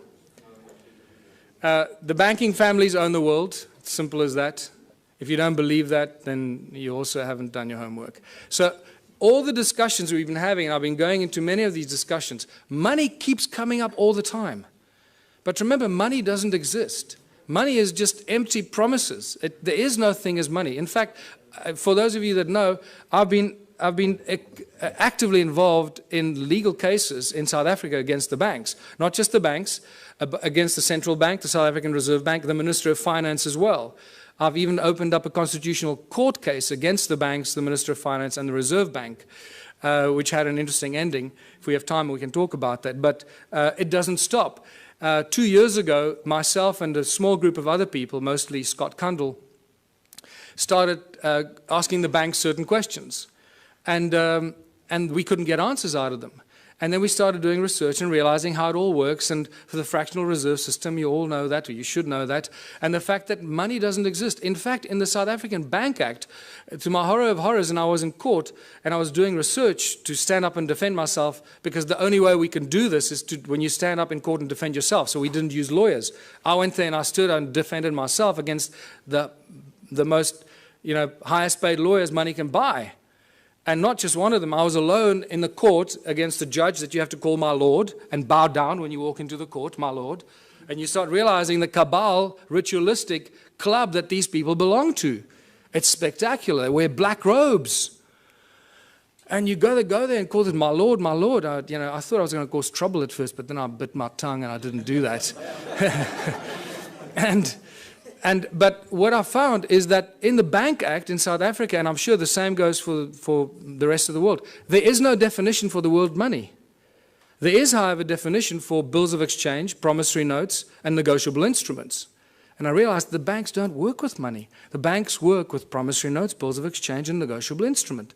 And those are called liquid because they have value. They are the liquid, valuable instruments, negotiable instruments, that banks work with behind the scenes. And this becomes really exciting and interesting. So we started realizing we could create promissory notes and bills of exchange and liquid negotiable instruments as soon as they have our signature on it. And we started doing some of this, just causing trouble. Anyway, it didn't get us very far because the judges didn't understand this at all. They thought we were just causing trouble with the courts. But nevertheless, what we managed to do in the 3 Supreme Court cases that I defended myself against these banksters, we managed to get very important things out of the lawyers or the bankers. They admitted to everything we accused them of. We accuse them of breaking the contract law because they don't have what they pretend to loan. They don't have the money. Remember, in contract law, you can't lend something that you do not possess. So that was one of our arguments. So we said, well, the banks aren't actually banks because they don't own any money. And they admitted, yes, no, we don't own any money. So, okay, great. Judge, did you get that?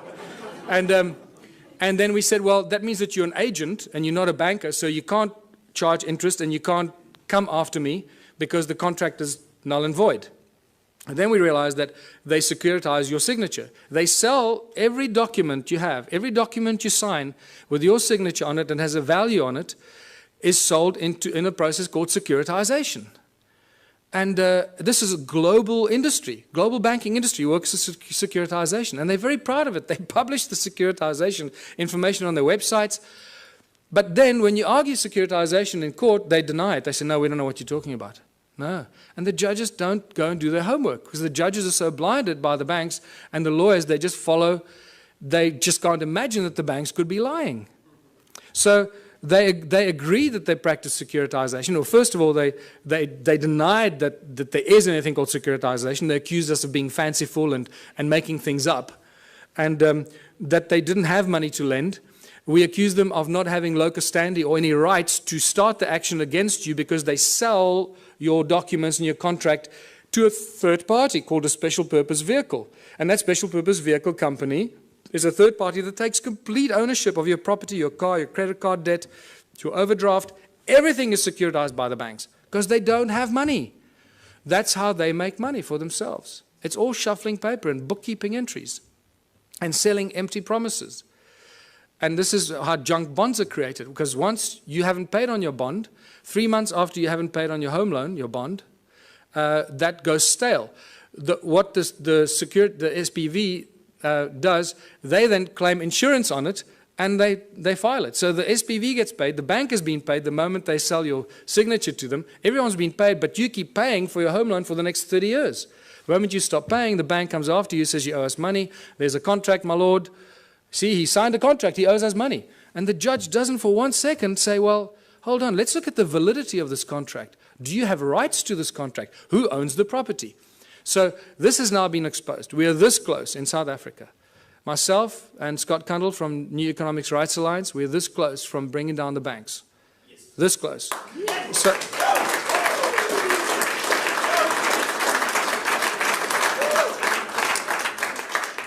because they're just lying thieves. What you're talking about, the global banking industry, people, is nothing more than the largest legalized organized crime syndicate. That's what it is. So they're a bunch of criminals. We've got to do something about it to stop it. So I've got 2 cases against the banks now. One of 5 counts of fraud, which they haven't argued any of the points. They've argued why I'm claiming all the money that I'm claiming. They're not arguing any of the points. And Scott Kundle has got a case with New Economics Rights Alliance, which has become the 3rd largest non-profit organization in South Africa in the last 6 months, about 160,000 members. He's launched a case of unconstitutionality against all the banks. We're about to launch criminal charges against the banks, full-blown criminal charges, because the evidence is just becoming overwhelming. And all it's going to take now, one judgment. If there are any mathematicians here, you can see the complete insaneness of this. Out of thousands and thousands and thousands of court cases, people against banks, not one person has ever won a case against the banks. Just think about that. Clearly, this is stacked in favor of the banks. Clearly. And the judges are either paid off or they're too stupid to understand what's going on. But things have changed. We have a few situations in South Africa. We've had small victories where the banks withdrew. This is how clever they are. They withdraw before they get a judgment, or they abandon. So there isn't a precedent on the record. So you can't then go and argue the precedent. So they're very clever with this. But we're going to force them into a judgment because of what we're doing. And it's just going to take that first judgment and then it's all over. The entire global banking system works on the same principles, and it's just going to be a domino effect. And we'll do what Iceland did, hopefully. Just reverse all the mortgage loans, reverse all the car loans, credit card, just, Just reverse everything, because these thugs have stolen trillions from us and make us their slaves. And that's exactly what they do. And this is linked to our education system, because most people are indoctrinated into this way of thinking since childhood. Our education system has nothing to do with learning. It's really developed and funded by the banking families to condition humanity into following orders and respecting authority. They control the contents of all the textbooks and transfer of information. Our schools are really just indoctrination camps to brainwash our children to follow orders and to bow to authority. It's got nothing to do with learning, people. The money controls the legal system, as I mentioned already. And if you just look on the internet on a daily basis, you'll see that the economic collapse is just imminent. It's somehow being kept alive. The question is, and this is what I need to end on, because we can't keep talking about doom and gloom all the time. We need to talk about what are we going to do as a species? What are we going to do when it all collapses? And this is where the most exciting thing happens. And this is my message to everyone in the world. This is where the true humanity shines, and we realize how beautifully we can survive without money. We have to find a new system, because this system is broken. It doesn't work. We cannot continue doing what we've been doing for the past 6,000 years. That is insanity, and as you know, insanity is defined as doing something over and over again and expecting different results. So hopefully after 6,000 years we now have learned. Don't try and fix the current system. Change it completely. What is the one thing that we can do to change it? You know what that is. And this is where the Ubuntu Liberation Movement comes in. Join the movement. Realize it's a movement about higher consciousness. It's about breaking all the norms that we've been conditioned to believe, standing up to authority, and taking back what belongs to us, living, breathing human beings. The Ubuntu contribution system, I called it contributionism in 2005 when I first started writing about it. Completely new social structure, abundance for all. It's based on ancient knowledge when they didn't have money, where everyone contributes their natural talents or acquired skills for the greatest benefit of all in the community. It's a simple system. It comes with a lot of questions because we're so poisoned by capitalism, consumerism. Raises many questions instantly, but I've been through this thousands and thousands of times. I can already tell you what you're thinking, and I'm going to tell you what you're thinking just now. It goes back to the African roots called Ubuntu.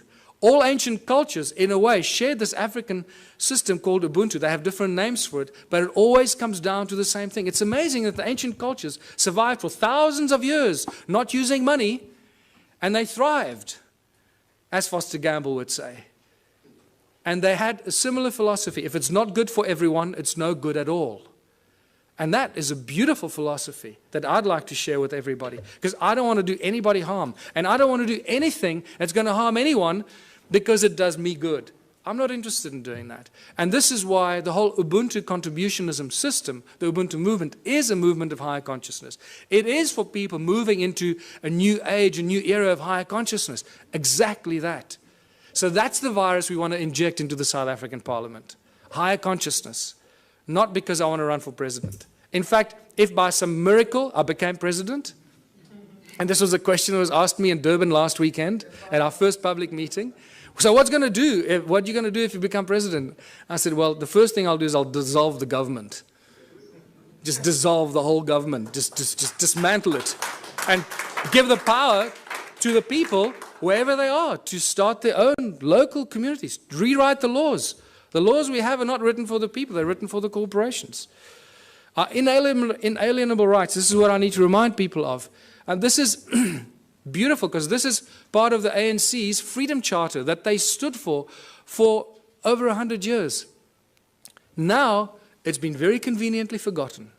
And this has become the new Freedom Charter for the Ubuntu movement. The country belongs to the people.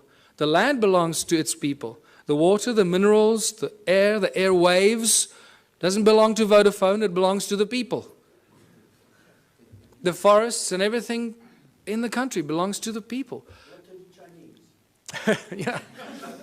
The land in China belongs to the people, and they should do exactly the same. This applies to every country, people. It does not belong to the government or any large corporation that has laid claim to it. And when you read this statement, you realize that we've appointed our leaders to be our servants, but they're not serving us. We appointed them to do the best for us, not for them. So whatever we want and we need as a people, they should be doing for us. Is that happening? No. The opposite is happening. So what has happened here? The government is not serving the people. The only conclusion we can reach is that they're serving themselves and the corporations that fund them. They've turned the people into their slaves. The government and large corporations have stolen the country from its people. It's as simple as that. We've become the slaves, and unless we do something about it, it stops. How do we know this? In South Africa, I don't know about these countries. I believe the European countries, how it works now. I haven't done that research because I'm focusing there. The government of South Africa and the Republic of South Africa are both registered as two separate corporations on the US Securities Exchange. So they're corporations that trade us as commodities. Every week, new laws are passed. In every country, I guess. In South Africa, it's published in the government gazette. Nobody knows where to get it, how to read it, what it means, but they publish it in the government gazette and they get away with it. You see, it was published. You didn't object, so now it's a new law. That's how they get away with it. But every week, they publish new laws that we don't understand and we don't want. Our laws protect the corporations. They do not serve the people. Corporations have more rights than living, breathing human beings. I've witnessed this in my own presence in court on 3 occasions. And the fun gets better every day. Because, you know, for those of you that have been following some of what I've been doing, 2 weeks ago, our legal advisor, Raymond Dix, was attacked in his house by 10 armed men, tied up and held at gunpoint for 3.5 hours while they ransacked his office, his home office. They made it look like a robbery, but when they left and very carefully removed his computer, his hard drive, his backup hard drive, and his secondary hidden backup hard drive, which they knew exactly where it was, they left with only 2 other things. The legal files pertaining to my actions against the courts, the banks, and Scott Kundle's files, New Economics Rights Alliance, the Ubuntu movement, my movement, and New Economics Rights Alliance. Those are the only files, legal files that disappeared. So it's very clear what's going on here. The banks hit us where it hurts most, that our nerve center removed all our research, documentation, and files, but we had backups elsewhere.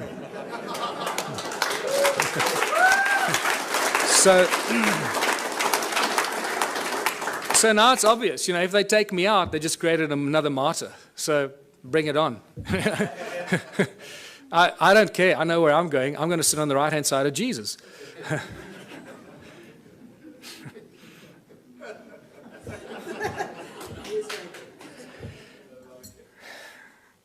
We need a whole new legal system written for the people, by the people, not by the corporations and the governments that want to schneid the people into the ground.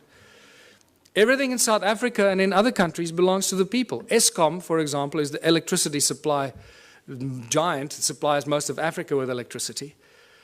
All the installations of Eskom belong to the people. The coal they use that they get out of the ground to charge us for the electricity belongs to the people because the coal belongs to the people. Sasol is the coal to liquid petroleum company that was paid for by the taxpayer. The technology was developed from German technology in the 1920s. That was paid for by the South African taxpayer, all the early installations for Sasol. So all the fuel that we should be driving on in South Africa, we should have virtually for free because all the components belong to the people. The railways run every day, but they don't transport people. They transport coal and wood. Everything for the corporations, nothing for the people. You can't catch a train anywhere in South Africa. And so it goes. The forestry, the minerals. Forestry, between Sappi and Mondi in South Africa, they own more than 1 million hectares of land that they somehow managed to take possession of. Who gave it to them? The people didn't agree to give it to them, but it belongs to them. So you can see how this theft of the land and all the inalienable rights of the people of the land have been stolen and given to corporations. So the government and the large corporations have stolen the country from its people. It's obvious. What do the people need? This is where we start seeing the beautiful side and how simple things can be. What do we need? We need food, water, love, friendship, homes, tables, chairs, knives, forks, gardens, clothes, technology, healthcare, arts and culture. We need everything that each and every one of you can imagine and beyond. We need everything, and we should have all of it because there should be no hurdles to achieving this and having that, right? We do not need money. Did you see money anywhere in that list? No, we don't need money. Money gets in the way. Money is the obstacle, is the hurdle to all progress. Money does nothing. People do everything. People plow the lands, grow the food, build the bridges, build the rockets, solve the mathematical equations, create the technology. People do everything. Money does nothing. Money is just the obstacle to all this incredible progress. People create the arts and the culture. Money does nothing. The origins of money goes back to Sumeria once again. These Sumerians, the first forms of money were really little clay tablets.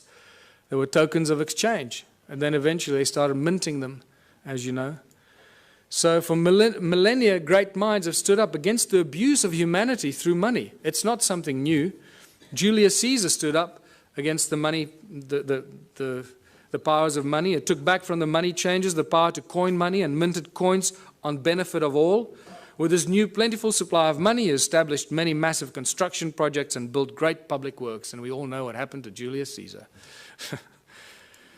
St. Thomas Aquinas in 1225 said that the charging of interest is wrong because it applies to double charging, charging for both the money and the use of money. In fact, church law in the Middle Ages forbade the charging of interest on loans and even made it a crime called usury, which we know very well today. And even Jesus in his last year of life, probably the only physical force he ever applied was threw out the money changers out of the temple because they were abusing the people. And this is by far the most cutting statement made in recent times, Thomas Jefferson, because this is what we find ourselves in today. I believe that banking institutions are more dangerous to our liberties than standing armies. If the American people ever allow private banks, remember all our banks in the world, virtually all the banks are private banks, private corporations, whose interest is making profit at all cost. So if the American people ever allow private banks to control the issue of their currency, first by inflation, then by deflation, the banks and the corporations that will grow up around the banks will drive the people of all property until their children wake up homeless on the continent their fathers conquered. That's where we are standing today. All over the world, this is the situation we're in. Money is the obstacle to all progress. It does nothing for society. It is the absolute tool of control by those that control the issue and the printing of money. That's why when I say they own the world, they do. They literally, physically own the world in each of one of our asses. It prevents the natural flow of free energy. And that is very important to this weekend's activities here. Money prevents the natural flow of free energy. So I beg you, everyone present here, remember, it's about free energy, not I'm going to make $1 billion out of this energy. Give it away for free. It'll come back to you in ways you cannot imagine. Do that one thing for humanity. If you find any source of free energy, don't try and make zillions out of it. It will kill you or they will kill you before you can get it out there. Money is the primary cause for the 7 deadly sins. We all know the 7 deadly sins, or have we forgotten them already?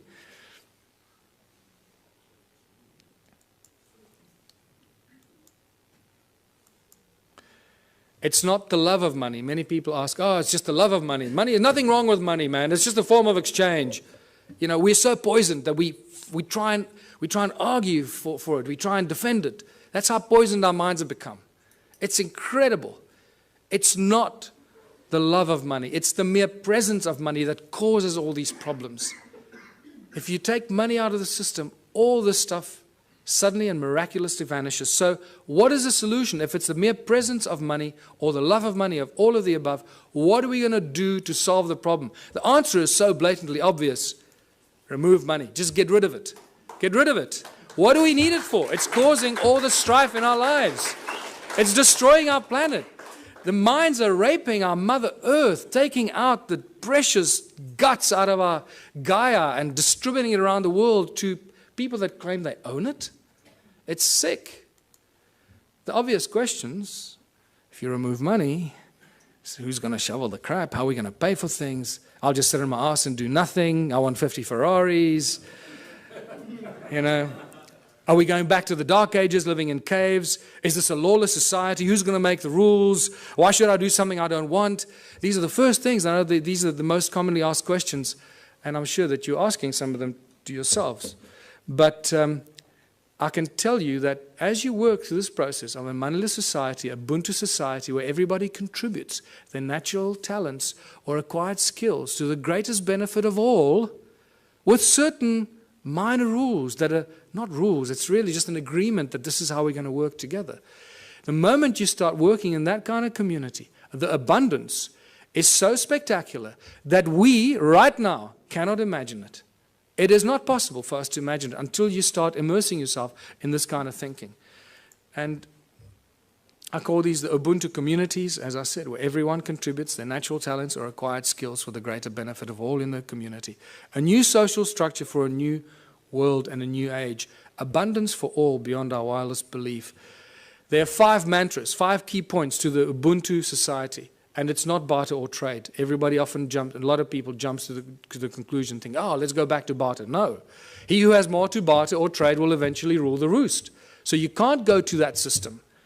If you have nothing to trade, what are you going to say? Well, I got nothing to trade, so I'll have to, kiss your butt. No. So the Ubuntu contribution mantra is the 5 points. No money, no barter, no trade, no value attached to anything greater or lesser than anything else. Because why? Each one of our contributions should be and is equally valuable. If you start telling, well, I'm a doctor, my time is more valuable than yours, you're barking up the wrong tree, brother. Okay. So, and the final one, where everyone contributes for the greater benefit of all in the community, because that is how you get rewarded. You get rewarded by the recognition of the people in your community. Isn't that the highest reward everybody wants and is trying to buy with money, is recognition and respect of others? In essence, ultimately, that's what most people really want, is just to be loved and recognized for what they've done.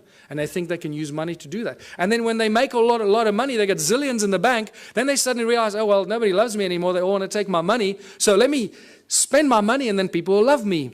And that's generally what happens when they start paying for things and people love them more, when they start giving it away. So, united Ubuntu communities. In unity we thrive, and anything is possible. Anything is possible. A world without money. There's no crime, no envy, no gluttony, no greed, no hoarding, no hierarchy. And the whole Ubuntu, the Ubuntu movement and the Ubuntu party has no hierarchy. Communities look after themselves. We have no central government. We don't have any central assholes trying to tell you how you should be running your life. No obstacles to any kind of progress, because the solutions are simple, and there are many bright minds here. We all know what the solutions are, what should be done to solve the problems, and somehow our politicians just can't get it right. They keep screwing it up, So don't ask the politicians to solve it. Give it to the scientists, give it to the farmers, give it to the engineers. They'll solve the problems for us. Ordinary people will. Politicians will do nothing. Transition will have to occur in simple steps that flow from one to the other. We can't go from zero to hero. We can't go from a moneyless-driven, capitalistic, consumeristic monster to a moneyless society that lives in harmony and zen, right? It's not going to happen. So if you go onto my website, the ubuntuparty.org.za website, I've started posting a number of papers on how the transition will take place. There's not time for it now, so I ask you, please go onto our website and check it out. It's beautiful. What's key here is that the small towns will probably play a very important part in the transformation, because in small towns and small communities, people will agree on things a lot quicker than in the big cities. Right? So they will agree, okay, we need to get off the grid, we need to grow enough food for all of us, we need to make sure we got water, and they can go out and do it. We must create alternative energy for ourselves in our town, so if the grid goes down, we stay alive. And the small towns and villages will become the activators of this transitional phase. And I put together a few theories and ideas to give people ideas how to start doing this. It also goes into our education and schooling systems, where we stop sending your children to school. Please, I beg you, don't send your children to school. Don't do it. You're turning them into monsters. I've had a few of my friends in Johannesburg, in South Africa, that have not sent their kids to school. They are much smarter than the kids that go to school. And I'm not kidding you. They really are. They just learn from their parents, and they learn. And you'll find that often what happens with these kids, they start reading later. They might start reading a little bit later. But when they start reading, they become like these monster little readers. They just read everything.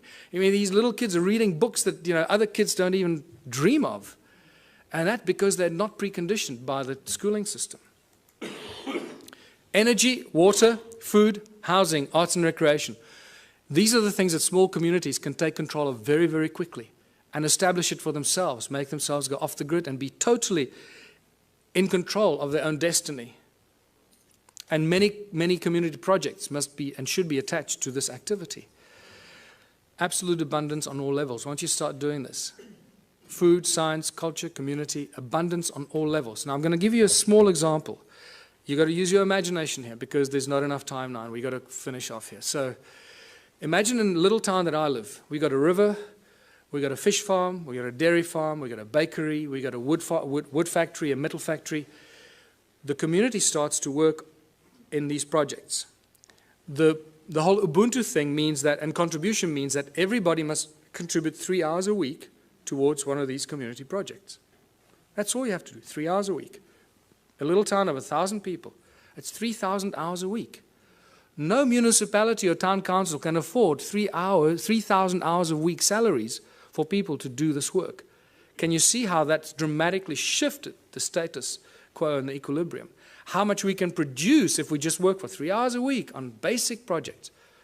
Producing milk, cheese, butter, fish, breeding fish, baking bread, growing vegetables, and so forth. So now the community has been doing this for 6 months or a year, and they've established abundance on all levels, where all the people in that community that participate, that's why I called it contributionism, that participate and add their talent and their skills and their time, get everything, not for free, but virtually for free, so cheaply that the rest of the stuff, and also there's a principle where you create 3 times as much as you need for your own community. And I structure everything in the Ubuntu philosophy on the sacred geometry principles, 3366. So you produce 3 times as much as you need for your community. Why? Because there'll be other communities that can't produce what you're doing, so you'll be actually helping them while they're helping you with the things that you can't produce. So, and by the end of that, there's so much abundance because you're doing it 3 times that whatever you don't consume in your own little village or town, what are you going to do with? You're going to make it available on farmers markets and stores in your town for the surrounding communities. The moment you achieved that state, you've created the domino effect. Because what's going to happen to all the neighboring towns? All the people from those towns are going to come buy your bread, your milk, your cheese, your whatever it is you produce. Because it's going to be a fraction of the cost they pay for it in their own town. There's your domino effect. There's your trigger point. So think about it from that perspective. At the outset, it sounds like a huge thing. Wow, how are we going to go from there to a moneyless society? I believe that I've just taken you through a very simplistic example of how small towns and small villages and communities can be the trigger points and the examples that start the domino effect. Once the first town is set up, it's impossible for the surrounding towns to stay alive. They will have to follow the same example. Otherwise, all their businesses will close down. And when they do close down, then they will follow your example. So either they will do it willingly or they'll be forced into it because of stupidity. In the Ubuntu communities, children follow their passion and their dreams. The education system changes completely. There are no classrooms. Children learn real, practical skills. So by the age of 16, they've done everything. They've baked the bread. They've worked in nuclear laboratories. They've built rockets. They've built homes. They've built earth ships. They've planted seedlings and grown fruit. And they'll be so wise by the time you're 16 because you've had all this experience. You'll be smarter than all the professors in the world thrown together today. So,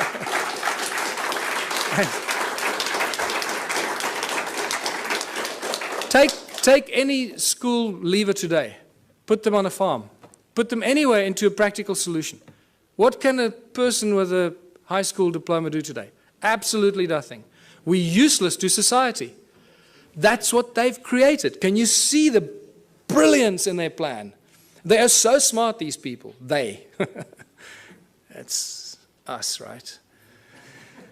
So we are so smart that we're doing this to ourselves, right? Where we create our children, turn our children into these little, we lock them up in jails for 12 years, most precious years of their life, and then throw them out to start all over again and be totally open to manipulation and control.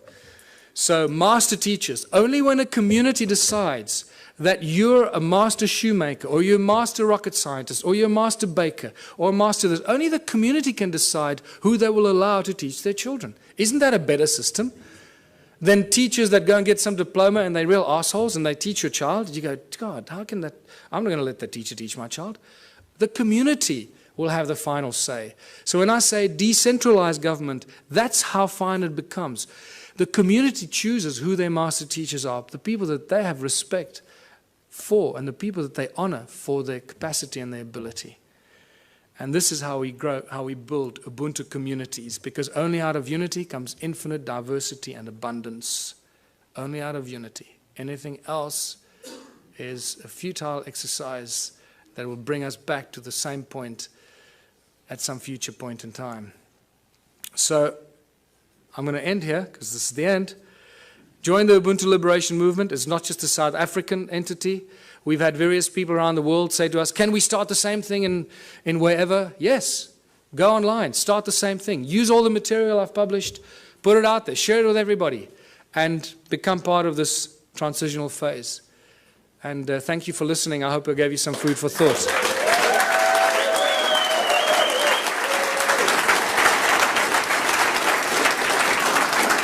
Thanks very much.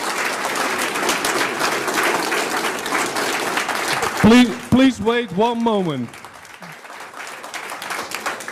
People are coming up to me and asking me, what can we do after the conference? Now, one of the things we can do after the conference, Michael needs exposure, big time.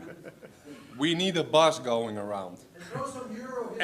Everybody who has a Facebook page, a Twitter page, you just put one line, Michael Tellinger for president, and this website. People are going to pick it up sooner or later on the internet, and it's going to be recycled, recycled, recycled, recycled. It's safer, we're going to get the word out, and the ball is going to roll. Okay. Thank you. This was the outlook of the conference.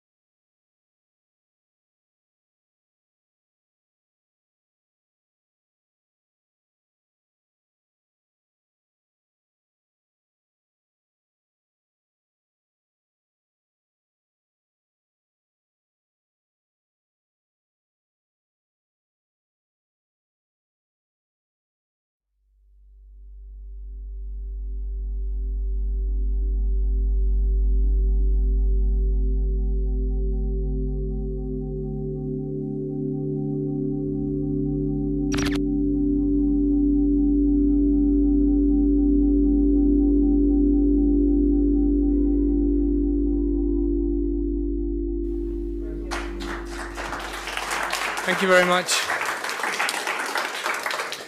All right, I spent the last 2 days since I've arrived racking my brain how to squeeze a 4-hour presentation into 2 hours.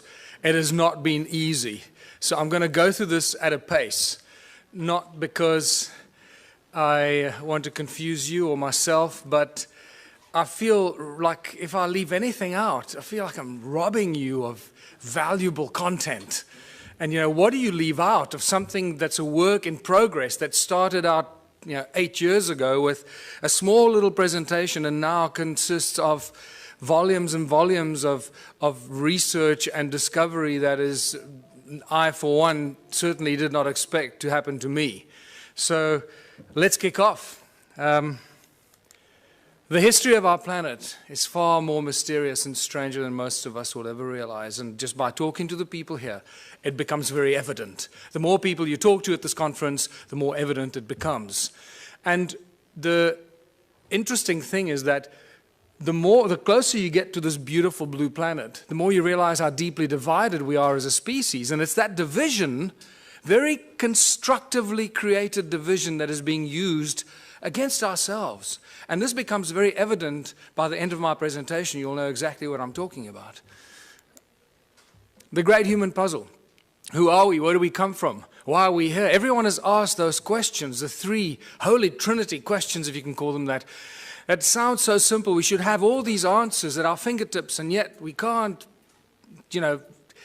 define these answers with any kind of confidence, because every time we think we've reached some sort of answer, everything shifts and changes and sends us in a completely different direction.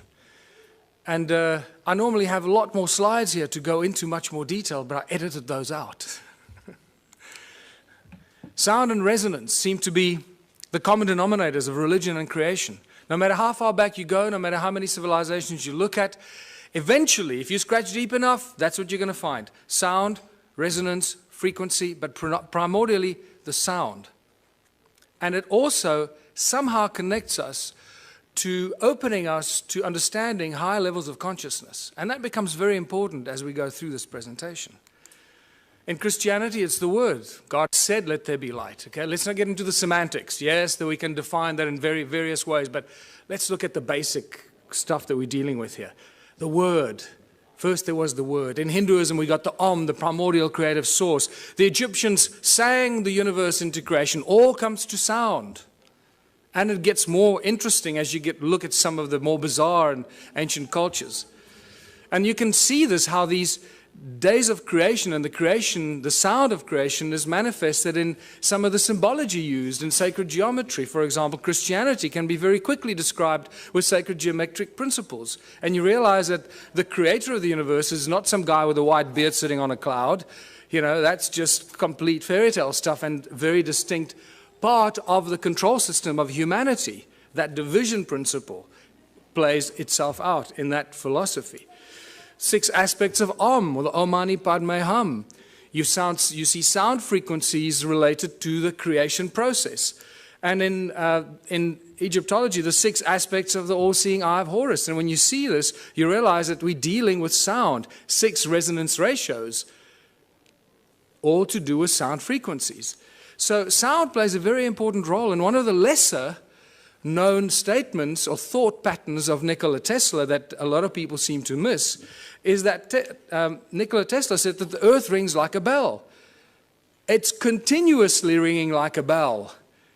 And if you know how to use this primordial source sound frequency of Mother Earth, you'll know how to convert it into an unlimited source of energy. And I believe that's what he really did. What he did with it up at the top of the tower remains a mystery to most of us, and we're all trying to emulate that. But I believe that he was talking about the sound of Gaia, an unlimited free source of energy. And this plays a very important part in all of creation, in all ancient cultures, in all the belief systems. And I believe Tesla used this to do whatever he did to create this free energy that we all try to emulate. But what is sound? What is sound? Because we think that sound is just something that travels at a finite speed. Well, that's been busted now, because in Tennessee, and you studied in Tennessee, didn't you, Brooks? At the Middle State Tennessee University in 2005, there were 3 high school students and 2 undergraduates that proved that sound travels beyond the speed of light. I'm not going to go into that, but that's an interesting thing to contemplate. That's one of the best kept secrets of science and physics. Never made it into the mainstream news bulletins. Sound boils water. This is a guy called Peter Davey in New Zealand. Since 1940, this guy's been boiling water with sound frequency. It's not complicated, because everything has a resonance. Everything in the creation and in physical form has its own fundamental resonant frequencies.